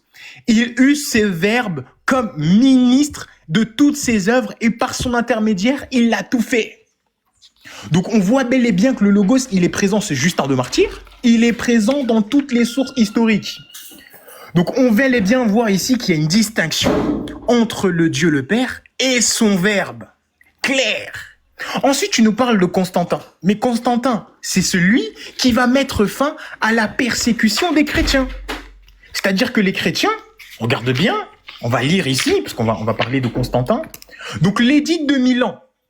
Donc ça, c'est l'édit de Milan 103-113. Donc Constantin, lui, ce qu'il va faire, où est-ce que je l'avais souligné? Voilà, c'est l'édit de Galère qui va être rapporté.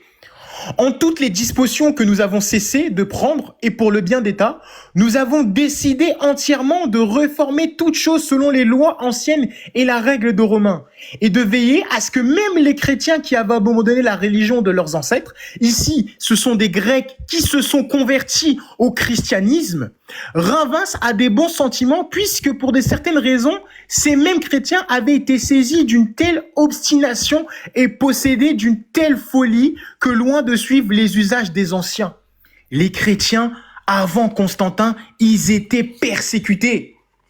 Tu veux des sources? La persécution de Dioclétien. Les chrétiens, ils étaient persécutés. Et bien avant ça, avant l'an 306, ils affirmaient bel et bien que Jésus était déjà Dieu et qu'il y avait une distinction entre le Père et le Fils. Ah! Yeshua, sérieusement. D'ailleurs, tu me parles de Hachem. Mais Hachem, cette conception-là, elle te vient des traditions rabbiniques. Ensuite, on va aller à la Bible. On va aller directement à la Bible. Moi, je vais aller, ça va être un de mes versets phares. Et vous allez voir que Yeshua, il croit en un Dieu qui est créé. Et on va voir pendant la question, pendant les questions-réponses. Ah, on va parler du consolateur. Allons-y à la Bible. Jean 15, verset 26. Quand sera venu le consolateur? Que je vous enverrai de la part du Père, l'Esprit de vérité qui vient du Père et qui rend témoignage de moi. Et ici, qu'est-ce qu'on nous dit? L'Esprit de vérité procède du Père. Donc, il y a une distinction entre celui qui procède, donc c'est le Père qui est la source, et l'Esprit de vérité qui procède du Père. Il y a bel et bien ici une distinction qui est faite. Et on nous dit quoi? Celui-là rendra témoignage de moi. Mais tu connais les lois de témoignage dans le Deutéronome 30 ou 32. Deux témoins rendent témoignage. Le Père rend témoignage du Fils, donc un témoin, c'est un témoin distinct. Le terme... Alors vraiment, je m'attendais vraiment à des sources historiques, je suis dépassé, je me suis préparé. Donc du coup, c'est pour ça qu'on te dit ici, il y a bel et bien une distinction entre le Père et le Fils et le Saint-Esprit, puisque l'Esprit de vérité procède du Père. Il procède. Ce n'est pas une manifestation. L'Esprit Saint de vérité est une personne. Comment on le sait? Dans le Nouveau Testament, ils ont menti au Saint-Esprit, Ananias et Saphira. Dans les lettres de Corinthiens, ils ont attristé le Saint-Esprit. Dans les premières épîtres de Paul, dans le Corinthien, il dit quoi?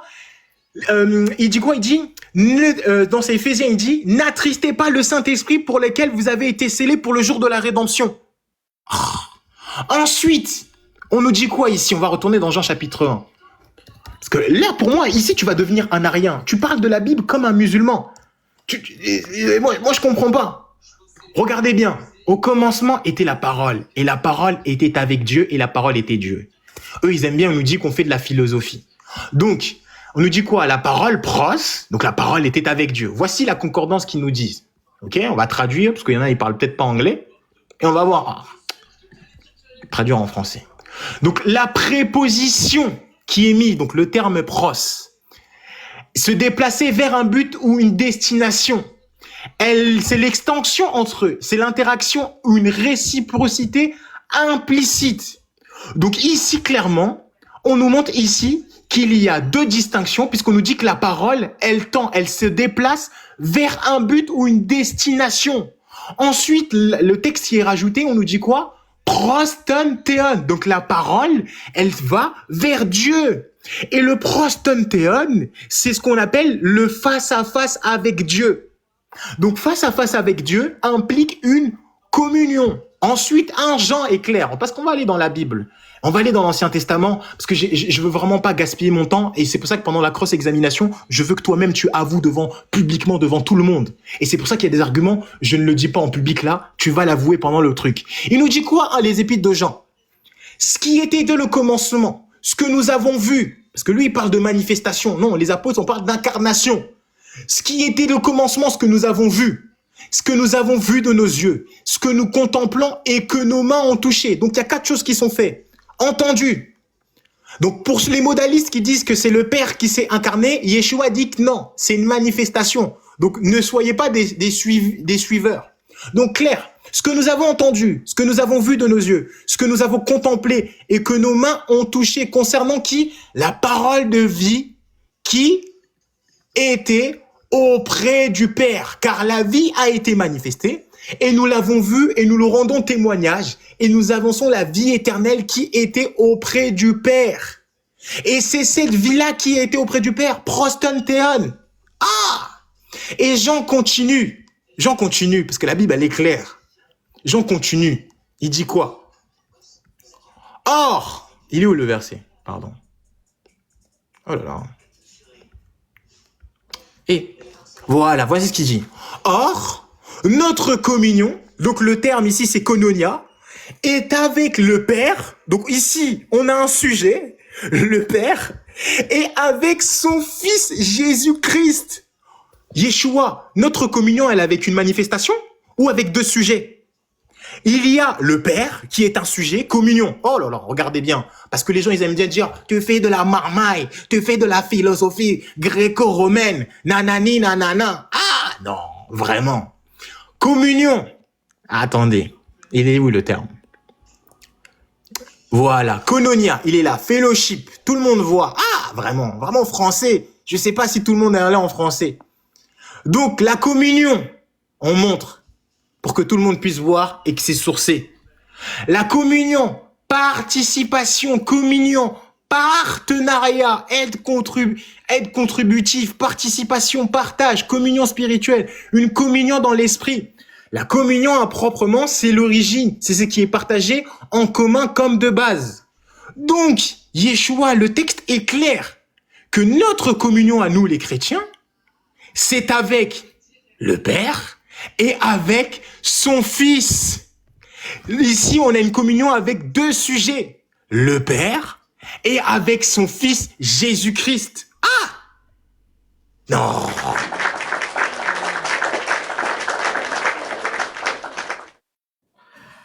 Merci beaucoup, Storm X. Merci beaucoup. On apprend, on apprend. Tapoter toujours, on est signalé, hein. Chaque fois qu'ils ouvrent la caméra, je ne sais pas pourquoi. Voilà, TikTok veut plus de débats apparemment, parce que les débats, faut ouvrir la caméra. Bon, on vient de terminer 3 fois 10 de part et d'autre. Vous êtes tous d'accord? Mettez OK si vous êtes d'accord. On n'a oublié personne en cours de route. Tout le monde a fait ces 3 fois 10 minutes. Vous avez convenu de combien de questions? Je crois que c'est 3 questions. Ah non, il faut pas 3 questions, peut-être plus, je sais pas. Toi, tu proposes combien de questions? Bah, je sais pas, qu'on en pose au moins minimum 6. Ah bah oui, attends, j'ai pas fait tout ça pour qu'on lui pose que 3 questions. C'est la partie la plus intéressante. Ah, là, j'ai pas pu tout développer parce que je m'attendais à mieux. Là, il faut que je sorte tout mon arsenal sur l'Ancien Testament. D'accord. Donc, tu dis 6 questions. Ok. Yeshua, ton co-débatteur veut 6 questions. Bah, on a conclu 3, je vais en ajouter 4. Ça me va, il est 22h, on a des choses à faire. Stormix, pardon. Il dit 4. Tu as 6, il y a 2 qui manquent. On fait comment? Bah, moi, personnellement, s'il en pose 4, moi, j'en poserai 6 alors. Non, c'est équitable, hein. Si tu poses, Oui, mais je sais pas, moi je comprends pas. C'est un débat historique. Il n'y a pas eu d'historicité. Mais non, on dit de poser plus de questions pour que les gens ils puissent comprendre, parce que c'est la partie la plus intéressante. C'est le cross-examination. C'est la partie où tout le monde attend. D'accord, mais sauf qu'il faut que ton co-débatteur valide le principe. Sinon, vas-y, c'est pas grave. Vas-y, on va poser. Dans le commentaire, je vois 5. 5, allez, vas-y, 5. Comme ça, on est tous d'accord. Yeshua, il dit 5. Tu restes sur 4. Ok, non, il n'y a pas de souci. S'il y a 5 questions, il n'y a pas de problème. Il n'y a pas de problème. On va sur 5 questions. Bon, ayez le cardio, hein, parce que, ouf. Ok. Ça va être long. Il est 22h. 5 questions, ça va être long. C'est pas, bon, on valide le principe. C'est nouveau, mais on y va. Donc, 5 questions, comme convenu. Le principe, hein, Storming, c'est, tu as 1 minute, tu poses ta question. L'autre a 3 minutes pour te répondre et ensuite tu rebondis en 2 minutes. Est-ce que le principe te va? Ok. Donc Yeshua, lui, il accepte juste ce principe. Donc tu confirmes, hein, le principe, Yeshua? Mais bien sûr. Ok. Donc on va te mettre à 1 minute. Attends, je change le chrono là. Je ramène à 1 minute comme ça. Tu vas poser ta question. C'est la partie intéressante. En plus, ça va pété. Vas-y. Ok. Ma question est celle-ci. Si le Père, le Fils et le Saint-Esprit sont trois personnes distinctes, dis-moi, Storming, au juste, de façon très simple, c'est qui a mis Jésus, qui est parmi les trois dieux là dans le ventre de Marie? Je vais répéter ma question. Si le Père, le Fils et le Saint-Esprit font Dieu, trois personnes, entre les trois, qui a mis Jésus dans le ventre de Marie? Voilà ma question. Verset à l'appui. Qui a mis Jésus dans le ventre de Marie? Ils sont trois, le Père, le Fils et le Saint-Esprit. Entre les trois là, qui a mis un dans le ventre de Marie? Et parce que parmi les trois, il y a un qui a mis Jésus dans le ventre de Marie. Je veux son nom. Et Atassa. Ok, je répète la question. Ouais, t'inquiète, j'ai entendu. Tu as entendu très bien. Ouais, c'est Je te tellement... mets 3 minutes. Ouais, même pas, mets-moi 1 minute, c'est tellement facile. Non, c'est le principe, c'est 3 minutes. Bon, vas-y. C'est pas grave, c'est 3 minutes, vas-y. Mais franchement, je suis vraiment déçu pour quelqu'un qui voulait réfuter Thomas d'Aquin. Je me suis vraiment préparé, punaise. Bon, bref. Alors, la question qu'il a dit, oui, si le Père et le Fils et le Saint-Esprit, qui est le Dieu qui a mis justement Jésus dans le ventre de Marie? Mais c'est quoi cette question? Bref, je vais répondre et après je vais développer parce que c'est un sophisme. Justement, l'action pour nous, elle est trinitaire. Pourquoi? Galates chapitre 4, verset 4, il est clair, il nous dit quoi? Car Dieu a tant aimé le monde qu'il a... non, ça c'est Jean 3,16, pardon. C'est Galates 4, verset 4, il dit quoi? Dieu a envoyé son Fils, né d'une femme. Matthieu chapitre 1, verset 20, nous dit quoi? Car l'enfant qu'elle a conçu vient du Saint-Esprit. Et dans Hébreux chapitre 10, au verset 5 à 7, voici je viens pour faire ta volonté. On voit les bien que la Trinité, l'action, elle est trine. Le Fils dit dans Hébreux 10 au verset 5 à 7, voici je viens faire ta volonté. Galates chapitre 4 au verset 4, on nous dit quoi? Dieu a envoyé son Fils né d'une femme. Ensuite, Luc 1 verset 35, il nous dit quoi? Le Saint-Esprit viendra sur toi et la puissance du Très-Haut te couvrira de son ombre. C'est pourquoi le Saint-Enfant qui naîtra de toi sera appelé le Fils du Très-Haut. Ah, vraiment, c'est quoi cette question? Et il pose des questions, on dirait l'apôtre, on dirait on est dans des débats comme ça. Non, je pensais que c'était structuré. Ah, vraiment, je suis déçu pour quelqu'un qui réfute, quelqu'un qui a la prétention de réfuter Thomas d'Aquin. Je ne dis pas qu'il est infaillible, mais quand même, un livre de 26 pages. Ah, mais attends, d'ailleurs, attendez. Non, pitié, mets-moi en grand. Je finis par ça, après je poserai ma question. J'ai un livre de Thomas d'Aquin sur la métaphysique. Il y a plus de 1400 pages. Et toi, Yeshua, tu as tapé sur Google, sur Claude, réfutation de Thomas d'Aquin, et tu oses réfuter Thomas d'Aquin. Ah, non, Yeshua. Tes questions, là, vraiment. Non, quelle impolitesse, vraiment. Ah, non, moi, c'est bon. Attends, je vais poser ma question. Non, Yeshua. Ah, c'est quoi cette question? Non, vraiment, il faut voir le livre. Regardez le livre. Même moi, je ne l'ai pas fini. Il y a plus de 2000 pages, 3000 pages. En contrepartie, j'ai même pris Maïmonide. Ah, Yeshua. Et toi, tu oses réfuter Thomas d'Aquin avec un livre de 26 pages? Non, faut arrêter tes conneries un peu. Donc, du coup, oui, j'ai répondu à la question. Donc, je répète pour finir. Galates chapitre 4, verset 4.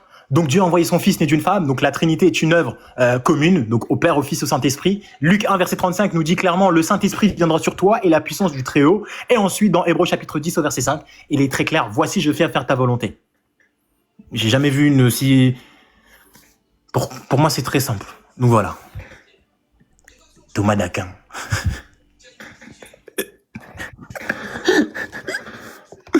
Ah punaise. Merci beaucoup. On va acclamer.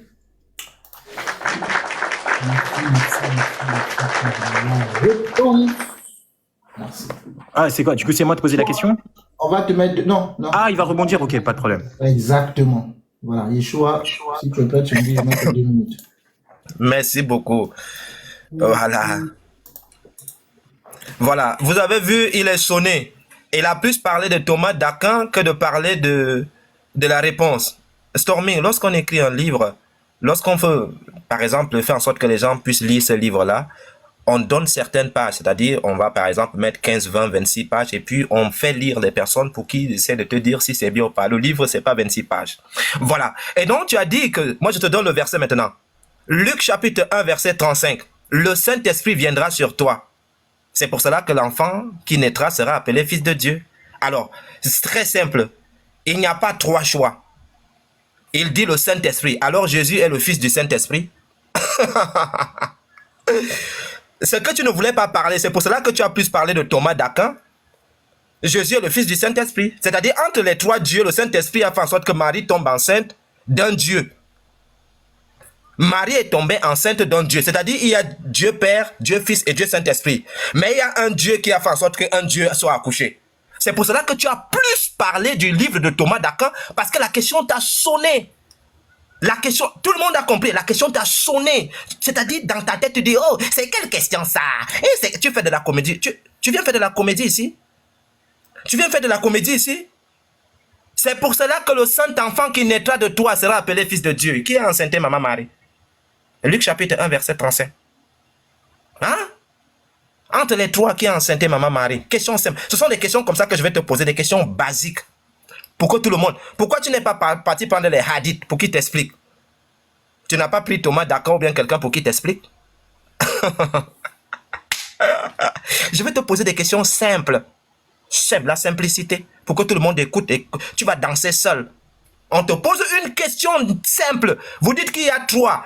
Entre les trois là qui ont enceinté Marie, tu dis que ce sont les trois qui ont encore enceinté Marie pour qu'un naisse. Agnambami.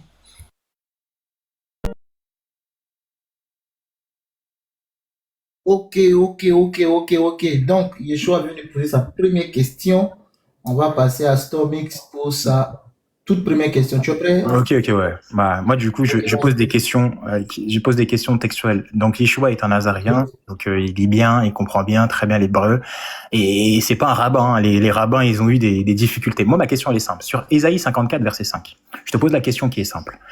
Quel est le participe qualificatif employé pour tes époux, employé justement pour dans le texte de Ésaïe 54, verset 5, concernant l'époux? Le terme, c'est Vo-alari, Ozahari et Goalek. Quels sont justement le participatif qualificatif et qu'est-ce que cela implique?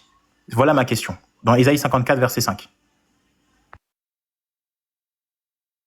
S'il te plaît, est-ce que tu peux répéter ta question? Parce que dans ta question, tu t'es embrouillé un peu. S'il te plaît.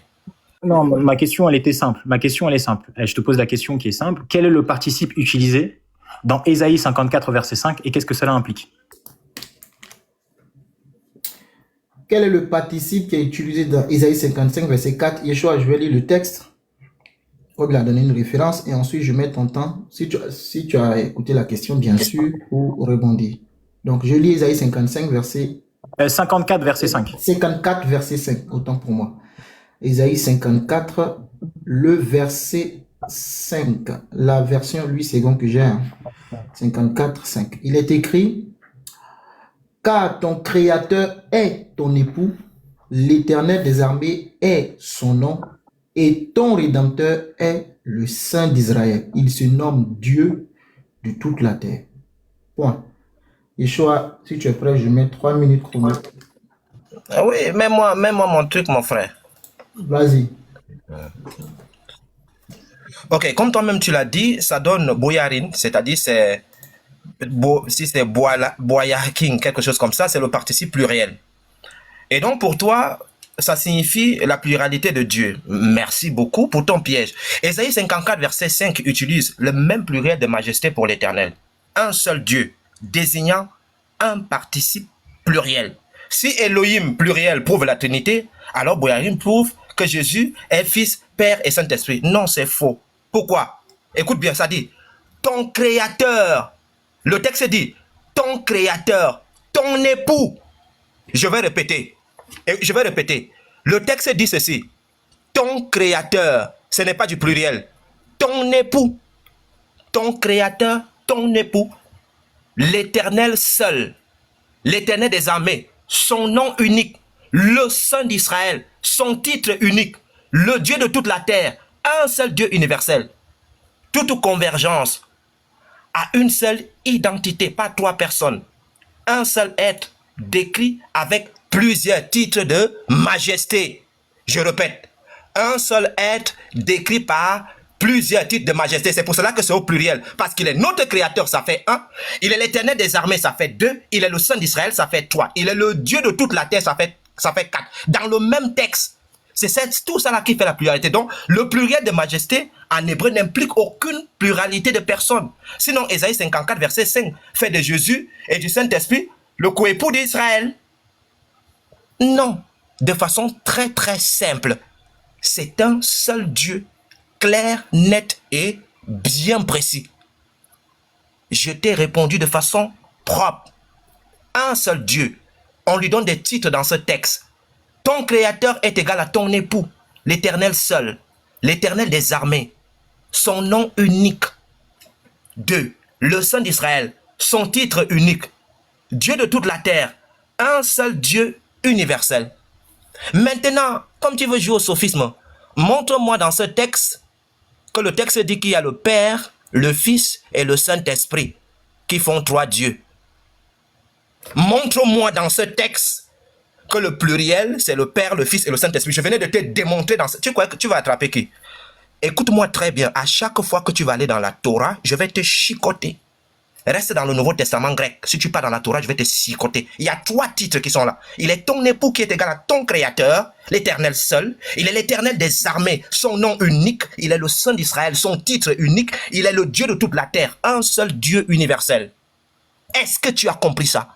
Je ne t'ai pas parlé de Thomas d'Aquin. Je réponds aux questions pour te chicoter. Tu comprends? Moi, je ne suis pas dans le bavardage. Je venais de je retourne ça sur toi. Montre-moi là où on montre la Trinité. Merci. On va te... Non, attends que je donne la parole. Ah, ok, pas de problème, excuse-moi. Je vais te donner tes 2 minutes pour rebondir. Et attends, je mets le chrono et tu as le mic. Vas-y. Alors là, bah justement, en fait, lui comme étant un modaliste ou une manifestation, c'est problématique pour lui. Pour nous, justement, la Trinité, c'est une doctrine explicative parce qu'on se rend compte que en Dieu, il y a une unité, mais en même temps une pluralité. Vous voyez bien comment le passage, j'en suis sûr qu'il allait sur ChatGPT pour rechercher la question parce qu'il m'a demandé de reposer la question. Ici, pourquoi c'est problématique? Il y a eu des tensions, justement, chez les rabbins par rapport à des passages comme ça, comme dans Daniel chapitre 7. En fait, ici, pourquoi? Le terme, ton époux, ton créateur, ton rédempteur, ce sont des participatifs qualificatifs pluriels. C'est-à-dire que si on les traduit littéralement, ça donne quoi? Tes époux, tes créateurs. Regardez bien, tes époux, regardez la différence. Ton rédempteur, c'est la seule chose qui est traduite au singulier. Mais qualificatif pluriel et qualificatif pluriel sont faits pour tes créateurs et pour tes époux. Et c'est exactement la même chose que tu vas retrouver dans Ecclésiaste 12, chapitre 7. Participatif qualificatif, on va te dire là-bas justement tes créateurs. Nous, dans la Trinité, on va dire quoi? Ici, justement, on va dire quoi? Dieu est un, mais en même temps, il est pluriel. Et en même temps, il est pluriel. Donc, on parle en même temps de l'unité de Dieu et de sa pluralité. Et c'est pour ça ici que ce verset-là, quand même, on a entendu, quand tu as traduit carrément le terme, c'était problématique pour toi. Ici, oui, pour nous. Comment un sujet singulier qui reçoit en même temps des participatifs pluriels. En plus, c'est pas possible puisque c'est un texte qui est poétique et qu'il n'y a aucune raison de rhétorique ici. Ah, vraiment? Non, Yeshua. Même textuellement, c'est dur. Mais bon, il y en aura encore d'autres. On va voir où tu vas aller parce qu'on a 5 questions.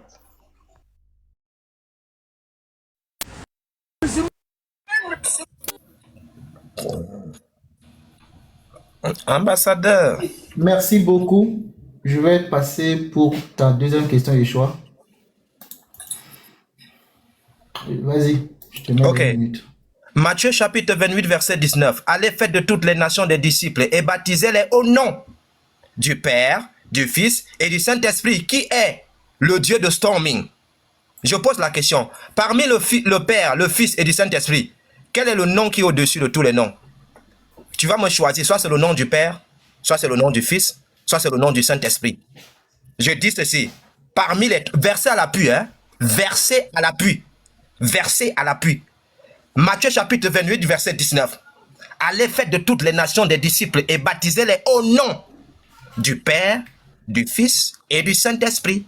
Je veux que tu me donnes le nom parmi les trois là. Est-ce que c'est le nom du Père? Est-ce que c'est le nom du Fils? Est-ce que c'est le nom du Saint-Esprit? Quel est le nom qui est au-dessus des trois? Eh Allah, comme disent les musulmans, donne-nous le nom, donne-nous le public au nom. Je veux que tu donnes le nom au public. Quel est le nom parmi les trois, le Père, le Fils et le Saint-Esprit? Quel est le nom qui est au-dessus de tous les noms? Merci beaucoup. Ok. On met donc 3 minutes s'il a bien compris. C'est bon, Stomix? Ok. Alors, c'est très intéressant parce qu'en fait, bon, je vais répondre et après je vais développer.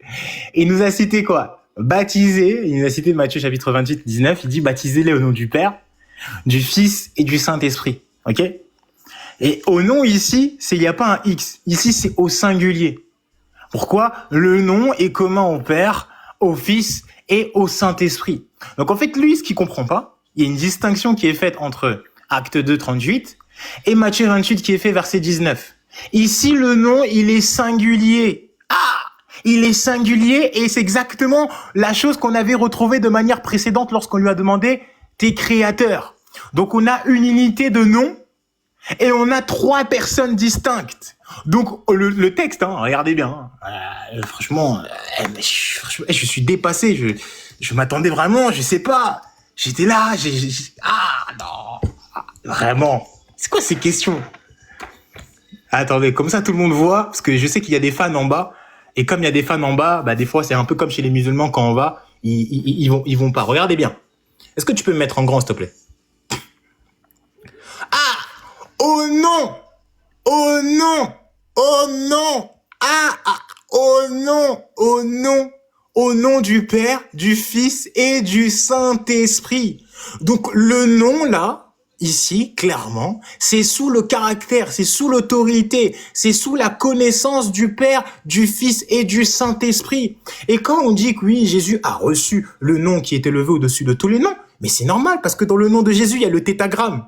C'est Yahvé. On n'a pas de problème de dire que le Père est Yahvé, le Fils est Yahvé et le Saint-Esprit est Yahvé. Il n'y a pas de problème à dire cela. Les amis, donnez le nom. Je l'écris carrément dans les commentaires. Yahweh. Yahweh. Oh, on peut pas écrire Yahweh. Y-W-H. Le tétragramme, ce nom ineffable. Pourquoi? En plus, tellement vous êtes catastrophique dans Apocalypse, Dieu va nous donner un nouveau nom qu'on ne connaît pas. Je pourrais prendre ici Maïmonide qui va nous parler de la théologie des noms. Toi qui es un nazaréen, il va nous parler de la théologie des noms. Donc le nom ici, oui, le nom il est propre. C'est un nom qui est propre au Père, au Fils et du Saint-Esprit. C'est pas un problème. Il y a un seul. Encore une fois, Yahweh, c'est fait référence à son essence. C'est fait référence à son être. Et la Trinité encore, elle est claire. Elle affirme bel et bien un seul être dans lequel subsistent 3 personnes, une seule essence divine dans laquelle il y a Père, Fils, Saint-Esprit. La Trinité n'est pas composite. Ah non. Pour vraiment enterrer. Finesse. C'est trop vraiment. Je sais pas. Je suis tellement dépassé. Je suis tellement dépassé. Je suis dépassé. Ok, merci Stomix. Je vous rappelle que si ambassadeur, tu est posé et que la réponse n'est pas donnée, vous m'entendez pas? Oui, ambassadeur, je voulais dire quelque chose. Motion.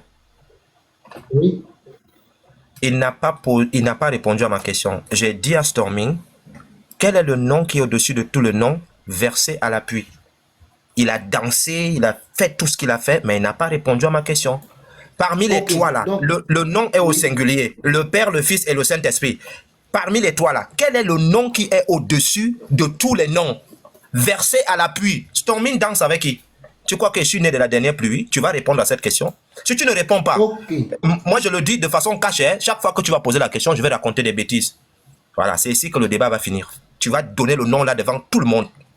Voilà, si c'est le nom du Père, merci, tu nous donnes le nom. Versé à l'appui. Merci. Donc Storming, on va te redonner 3 minutes. Il dit veut le nom avec le verset à l'appui, c'est son droit.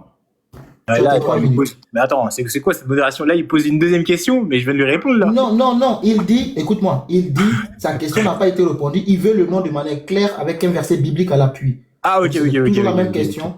Donc, vas-y, tu as 3 minutes. Encore une fois, la question, elle est répondue. Justement, le nom ici, c'est fait référence à Yahweh. Donc Yahweh, le tétagramme. Donc le tétagramme. Dans le nom de Jésus, il y a le tétagramme puisque il est conçu justement dans son incarnation. Il est venu. Donc on t'explique ici que le nom de Jésus, c'est le tétagramme. Le nom qui est élevé au-dessus de tous les noms, c'est le tétagramme. Donc ici, le nom du Christ, il est référence au Père, donc le tétagramme, il est référence au Fils et il est fait référence au Saint-Esprit. Je sais pas que dire de plus. Que dire de plus? Philippiens chapitre 2, verset 9 il a à dit verset à l'appui. Oui, Philippiens chapitre 2, verset 9 à 11, Dieu l'a souverainement élevé, lui a donné le nom au-dessus de tout nom, afin qu'au nom de Jésus, tout genou fléchisse. Dans l'Ancien Testament, ce nom-là, il est propre au Père. Ensuite, dans le Nouveau Testament, regarde bien. Voilà. Attendez, je vais chercher le verset. Parce que lui, il comprend pas en fait la théologie des noms. Ah là là, vraiment. Attendez, juste 30 secondes. Il n'y a pas de souci. Ah voilà, comme ça on finit. Et ça nous évite un petit peu de perdre du temps et de lui poser la question. Parce que là, je vais lui faire un syllogisme. Vu que j'ai vu qu'il est en train de... Le truc, j'étais un peu gentil, on va faire un syllogisme. Donc du coup, regarde bien. Attends, punaise, c'est pas ça le verset, pardon. Ah, il me reste encore 1 minute, attends. Je retrouve le verset. Ah, c'est Apocalypse 2:17. Voilà, c'est parfait. Ah, punaise, parce que là, j'ai vraiment été gentil. Regarde, Apocalypse chapitre 2:17. Tu peux me mettre en grand, s'il te plaît? Peut-être lui, il comprend rien au nom. Non, pas de ChatGPT, je cherche juste le verset. Que celui qui a des oreilles entende ce que l'Esprit dit aux églises. À celui qui vaincra, je donnerai de la manne cachée. Et je lui donnerai un caillou blanc. Et sur ce caillou-là est écrit un nouveau nom que personne ne connaît, si ce n'est celui qui le reçoit. Ah, Yeshua, on te dit que le nom, il est propre au Père, au Fils, au Saint-Esprit, et Jésus lui-même va nous donner un nouveau nom. Rabbi Moshe Maïmonide, il te parle justement de la théologie des noms. Le nom, il y a un nom qui est propre à l'essence de Dieu, qui n'est même pas prononçable. Ce nom-là, il est incommunicable. Et du coup, oui, ce nom-là, il est propre au Père, au Fils, au Saint-Esprit. Si on suit ta logique, mais quel est le nom que Jésus, quel est le nouveau nom que Jésus va te donner là? Puisque l'Apocalypse, c'est le dernier livre. Est-ce que tu as reçu la manne cachée? Est-ce que tu as un caillou blanc? Et où est le nom que Jésus t'a donné, son nouveau nom? Ça veut dire nouveau nom? Ça implique ici que Jésus a un nouveau nom. Ah, Yeshua, c'est quoi ces bêtises? Soyons concentrés vraiment. Ah, non, là, je suis dépassé vraiment. Donc moi, j'ai répondu, le nom, c'est Yahweh. Je sais pas comment dire. Yahweh, oui, exactement. Le tétagramme. Le tétagramme. Voilà. Il y a Philippiens, il y a Ésaïe, c'est le tétagramme. Voilà, exactement. Non, donne le verset. Philippiens combien? Comme ça. Philippiens chapitre 2, verset 8. Il y a Ésaïe, tout genou fléchira devant moi. Il y a Exode 3:14, le nom de je suis. Jésus reprend exactement la même chose dans Jean 8:54. Ok. Je suis. Merci beaucoup. Ah, merci beaucoup. Inès. Donc, merci. Yeshua, il dit le nom c'est Yahweh, c'est le tétagramme, et Philippiens 2, Exode 3:14. Philippiens 2, 8, Exode 3:14, c'est le nom. Ça donne quel nom? Philippiens, ça donne quel nom, Philippiens? Philippiens donne quel nom? Mais moi, je ne veux pas qu'on me tourne. Philippiens donne quel nom? Stormy. Hein? Demande-lui que Philippiens donne quel nom? Mais du coup, on est dans une cross examination, là, ce que j'ai compris, ambassadeur. Non, on veut que tu répondes à la question, on le fait du sophisme. Je veux le nom. Ouais, sur Philippiens 2, c'est le don qui est donné, c'est Yeshua, dans Philippiens 2. Philippiens 2, c'est Yeshua. Okay. Ouais, exactement. C'est Jésus, c'est Jésus. Exode 3:14, c'est quoi? Exode 3, c'est je suis, c'est je suis. C'est je suis. Ok. Exactement. Donc Philippiens 2, c'est Yeshua, et Exode, ouais. Donc du coup, oui, il y a des noms qui sont propres. Je suis. Donc oui, pour répondre. Donc Yeshua, voici les noms. Vas-y. Ok, merci beaucoup. Même 2 minutes, il est glacé maintenant. Il est glacé.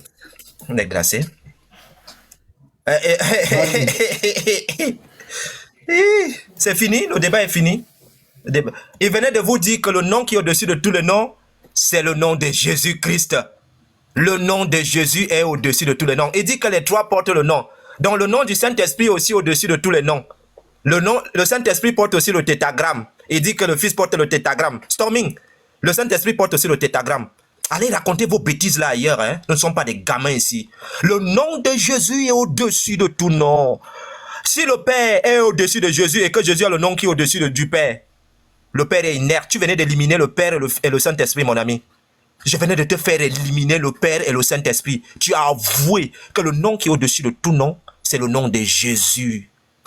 K.O. Ça tremble en bas. Les Trinitaires tremblent. Les Trinitaires tremblent. K.O. C'est fini. Tu venais d'avouer. Tout ce que tu vas dire là, c'est dans la poubelle. Tous les chrétiens qui sont là en commentaire savent que leur Seigneur est leur Dieu.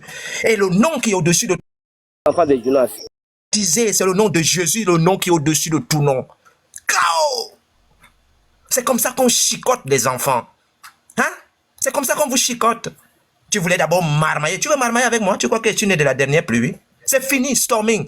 Ça là, les gens vont rec ça, ils vont publier. Tu as dit que le nom qui est au-dessus de tout le nom, c'est pas le nom du Père, c'est le nom de Jésus. Jésus-Christ est Seigneur. Et tu dis que Jésus n'est pas le Père. C'est toi qui dis que le nom qui est au-dessus de tout nom, c'est le nom de Jésus. En même temps, toi, tu dis que Jésus n'est pas le Père. Et puis tu dis, donc le Saint-Esprit porte le tétragramme. Tu n'as pas honte?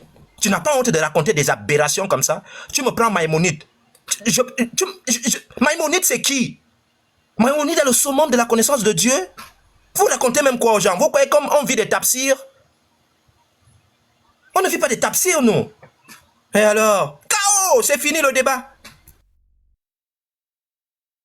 Ok. Donc, la deuxième question de Yeshua était posée. On passe à la deuxième question du Stomix. Oh là là, vraiment, il fait sophisme sur sophisme sur sophisme. Vraiment, c'est ça le problème des modalistes. Ils font du sophisme sur sophisme. Et comme du coup, le modérateur s'est permis, du coup, de me poser des questions pendant mon temps et du coup d'insister à ce qu'il pose des questions, là, ça va être très intéressant. Du coup, je vais formuler un syllogisme. Et on va voir ici le problème qu'il va avoir. Regarde bien, note bien. Tu nous as dit que Jésus, c'est la manifestation du Père. On est d'accord? Donc, moi, je vais te poser un syllogisme. Toute manifestation dépend du sujet qui se manifeste. Le Fils est une manifestation de Dieu. Donc, le Fils dépend du sujet qui se manifeste. Moi, je te pose la question. Est-ce qu'il y a une distinction entre le manifestant et le manifesté? Et s'il y a une distinction entre le manifestant et le manifesté, qui cause la manifestation? Ma question, elle est simple. Si Jésus est lui-même Dieu, qui cause la manifestation? Si Jésus, c'est la manifestation, elle est causée par qui? Et si cette manifestation-là, elle est éternelle, si cette manifestation, elle est causée, ça veut dire que cette manifestation, elle est contingente. Dans quelle des prémices t'es pas d'accord, Yeshua? Merci beaucoup. Avant de passer la parole, je répète que je suis modérateur. Et lorsqu'une question est posée et que le co-débatteur dit qu'il n'a pas sa réponse, j'ai l'obligation d'exiger la réponse. Et ça ne changera pas. Que ce soit X ou Y, c'est le même principe pour tout le monde. Donc ça ne sert à rien de présenter le modérateur sur une autre facette. Donc on se met d'accord sur ce principe-là. Merci. Yeshua, il a posé la question, est-ce que tu l'as écouté? Oui, je l'ai écouté, frère. Je vais lui répondre. 3 minutes. Voilà, il va lui répondre. Voilà, ça va les apprendre à poser des questions. Il va lui répondre clair. Mon frère Stormix, je ne sais pas si tu es sonné ou ce qui se passe, tu t'attardes derrière au modérateur. Mon ami, je ne suis pas un philosophe. Je ne suis pas un grec. Oh, contingent, ami contingent. Contingent a dit à contingent qu'il ne faut pas donner contingent. Donne-moi le verset. Je suis bibliste. Je suis bibliste. Contingent a dit à contingent que quand tu entends contingent parler, je veux les versets bibliques. Je mange la Bible. Je ne veux le verset. Tu crois que tout le monde était à l'école ici? Tu parlais des contingents, des mots difficiles. Tu crois que tout le monde qui est dans ce live est à l'école? Je veux le verset. Les chrétiens sont dans la Bible. Oh, contingent. Tu m'amènes la philosophie grecque ici. Il faut arrêter les conneries. Verset. Verset. Verset. On va te donner une autre chance pour que tu donnes le verset. Laisse-moi ta philosophie là, ça ne marche pas ici. Verset. Ok, pour qu'on avance. Non, ambassadeur, là, je suis pas d'accord. C'est ma question. Voilà. Attends, Storming, c'est pas toi qui coupe les gens. Je suis le modérateur, s'il te plaît. Je sais ce que je fais. Donc, je te redonne la parole. C'est pour ça que je coupé dans son temps. J'annule son temps parce qu'il veut un verset à l'appui. Donc, tu donnes un verset à l'appui et il te donne sa réponse. Mais non, mais attends, mais là, j'ai pas de nécessité à donner de versets. C'est ma question. Ma question, elle est claire. J'ai fait ma réflexion. Lui doit répondre à ma réflexion. Comment ça? Tu poses une question. Nous sommes dans un débat biblique, non? Oui, mais c'est historique. Même historique. Bah oui. Très bien. Donc, tu cites une source. Mais voilà, c'est un syllogisme. Mais justement, il dit lui-même que Jésus, c'est le Père, c'est la manifestation de Dieu. Moi, je fais un syllogisme. Il doit répondre à mon syllogisme. Il te demande. Non, mais là, tu fais. Non, mais c'est ma question. C'est ma question. Frère, écoute-moi. Quand tu cites Jésus et le Père, tu dis voici le verset. Mais justement. Mais c'est ma question. Moi, je veux qu'il réponde à ma question. Ta question, on a besoin. Mais non, c'est pas une nécessité. Écoute-moi. Non, attends. Il te demande de donner. Frère, mais il peut pas poser une question, c'est moi qui fais. C'est moi qui pose la question. C'est toi qui poses la question, non? Oui, mais justement, mais il peut pas me demander. Mais donne un verset. Il te demande un verset. Il existe ou pas? Mais moi, j'ai pas besoin de prendre un verset. Ma question, elle est simple. Il a dit. Nous sommes en train de faire un débat. Ambassadeur, j'ai le droit. Non, mais attends, j'ai le droit de. Est-ce que notre thématique, la Trinité, est-elle biblique et historique? C'est pas ça notre thématique? J'ai le droit. Est-ce que c'est pas ça notre thématique? Oui, mais c'était biblique et historique. Très bien. Donc les versets. Bah, du coup, biblique. Mais non, mais attends. Mais j'ai posé ma question. La question, je peux la poser comme je veux. Dans les modalités, non, mais dans les modalités, tu n'as jamais parlé de ça. Donc, du coup, moi, je te pose un argument, il me dit, on fait de la philosophie. Mais attends, c'est quoi ce délire? C'est quoi ce délire? On lui pose une question, il me dit, on fait de la philosophie. Mais il est en train de fuir, là, il veut pas répondre à ma question. Wesh, si le modérateur, il prend parti, c'est du jamais vu. Même dans les lives de Riles, on a le droit de poser une question comme on le veut. Il doit répondre. C'est quoi ce truc-là? Ouais, donc moi, je reformule mes prémices qui doit répondre. C'est mes prémices, c'est mes arguments. Toute manifestation ou tout mode dépend ontologiquement du sujet qui se manifeste. Parce que toi, tu as affirmé que Jésus est une manifestation du Père. Donc, ce qui n'est pas subsistant par soi est contingent. Donc, une personne divine ne peut être ni contingent ni accidentelle. Donc, je te pose la question. La manifestation, là, elle est du manifesté? Si elle est conçue par le manifesté, il y a une distinction entre le manifesté et le manifestant. Donc la manifestation est causée. Est-ce que tu sous-entends qu'ici, Dieu est causé? C'est ça ma question. C'est lui qui formule. C'est un raisonnement. Oui.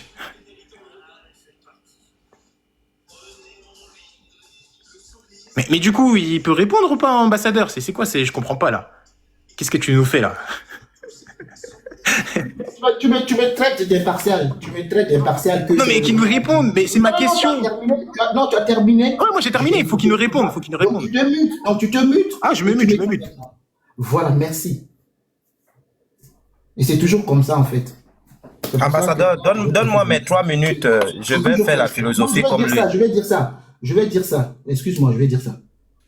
Tu vois les débats sur Riles. Il y a une question qui est posée. Il dit, veut une base.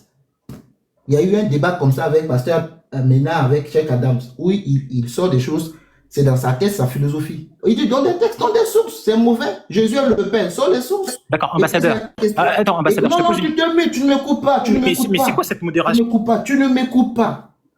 Tu peux dire tout ce que tu veux de ma modération, ça ne me regarde pas, tu ne me coupes pas. Il faut respecter aussi les gens, parce que quand tu as parlé, je n'ai rien dit. Le monsieur a demandé juste, il dit, donne-moi un verset, il n'y a pas de verset, on passe la parole. C'est tout. Je vais mettre 3 minutes, Yeshua. Ambassadeur, mets-moi mes 3 minutes. Voilà. Merci beaucoup pour les 3 minutes, ambassadeur. Comme je le disais tantôt, Storming, je ne suis pas un philosophe. Je ne suis pas dans contingentos. Je ne suis pas dedans. Si tu penses que c'est la question que tu as posée qui va me mettre un chaos, prends ton chaos, voilà. Je te donne le chaos, va avec. Prends le trophée, tu pars avec. Mais moi, je veux des textes bibliques.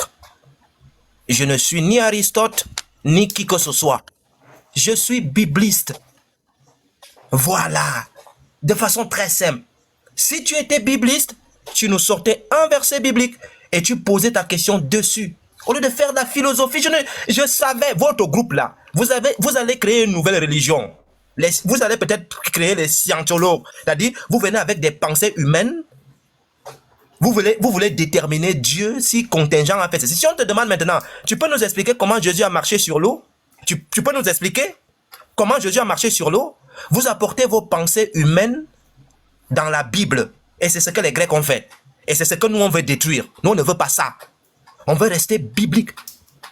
Tu as parlé pendant près de 2 minutes. On te demande verset biblique. Tu n'arrives pas à donner un verset biblique. Moi, je vais te répondre quoi? Je ne suis pas un philosophe. Je suis bibliste. Je mange, je dors avec la Bible. Et on parle de notre Seigneur.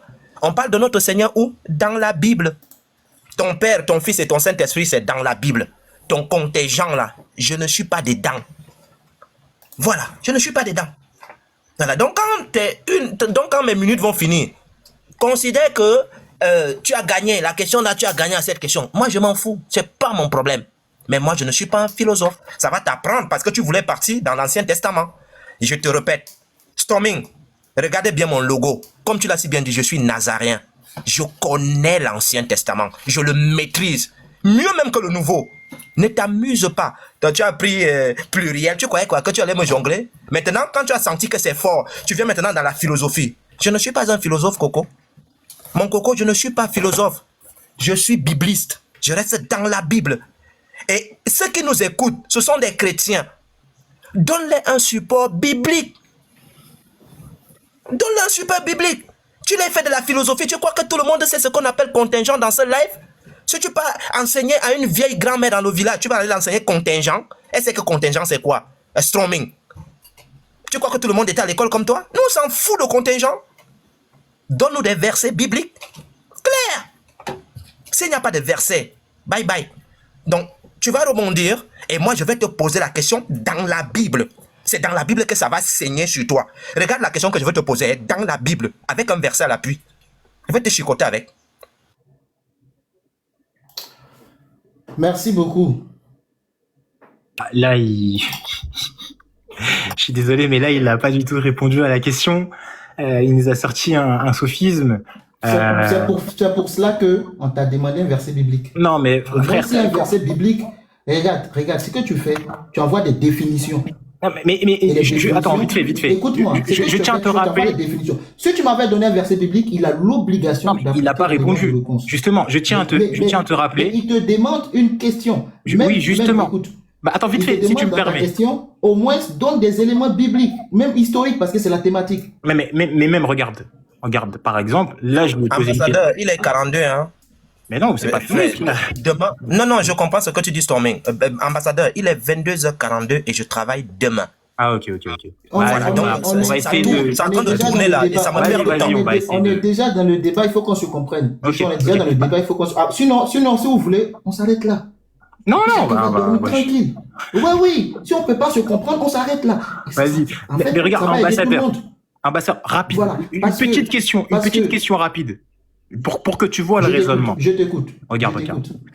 Quand on a fait les modalités, on n'a jamais spécifié que dans nos questions, il fallait un verset biblique. On a dit, dans les modalités, on pose des questions comme on veut. Et c'est pendant le débat que Yeshua a exigé un verset biblique. Et lui, à chaque fois qu'il faisait une exigence, je sais pas, désolé, peut-être non, de ta perception, tu prends pas parti, mais moi, d'une manière, tu prends parti.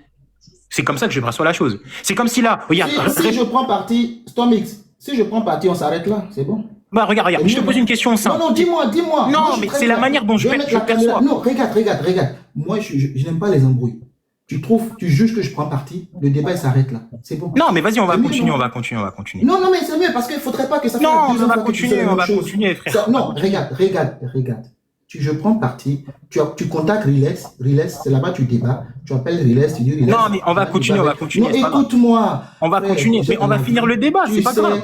Tu sais, laisse-moi parler. Tu peux pas me prêter des intentions et me refuser que... Non, j'ai pas dit que t'étais mauvais, attention. Écoute-moi. Ça fait la deuxième fois, tu me dis ça. Et Riles, il sait très bien organiser les débats. Il le fait, tu débats là-bas. Là, on coupe court, vous reprenez contact et vous le faites sur Riles. Non, mais vas-y, on va continuer, pas grave. Excuse-moi, ma perception, elle était erronée. C'est-moi. Donc, à partir de moment, tu acceptes que toute question, qu'elle soit biblique, qu'elle soit coranique, qu'elle soit je ne sais quoi, elle est acceptable. Hein. On est oui, mais est-ce que tu peux comprendre que... D'accord. Mais regarde, est-ce que tu peux comprendre que... Est-ce que tu es d'accord? Non. Mais attends, vite fait. Écoute-moi. Moi, je n'ai jamais fait de débat où les questions ne sont pas bibliques. Donc, comme c'est ton principe, donc dès lors, ça veut dire que je pose ma question. Donc, Désolé, c'est regarde, pas grave, je dois poser ma question. Est-ce que tu valides ce principe? Pourquoi tu fais ça? Réponds-moi. Non, Comme ça. désolé, vas-y, pas de souci, pas de problème. Désolé, on continue le débat. Regarde. Moi juste Tu as une 2 question. minutes. Vas-y, voilà. Bah, en fait, pour moi, il n'a pas répondu à la question. En fait,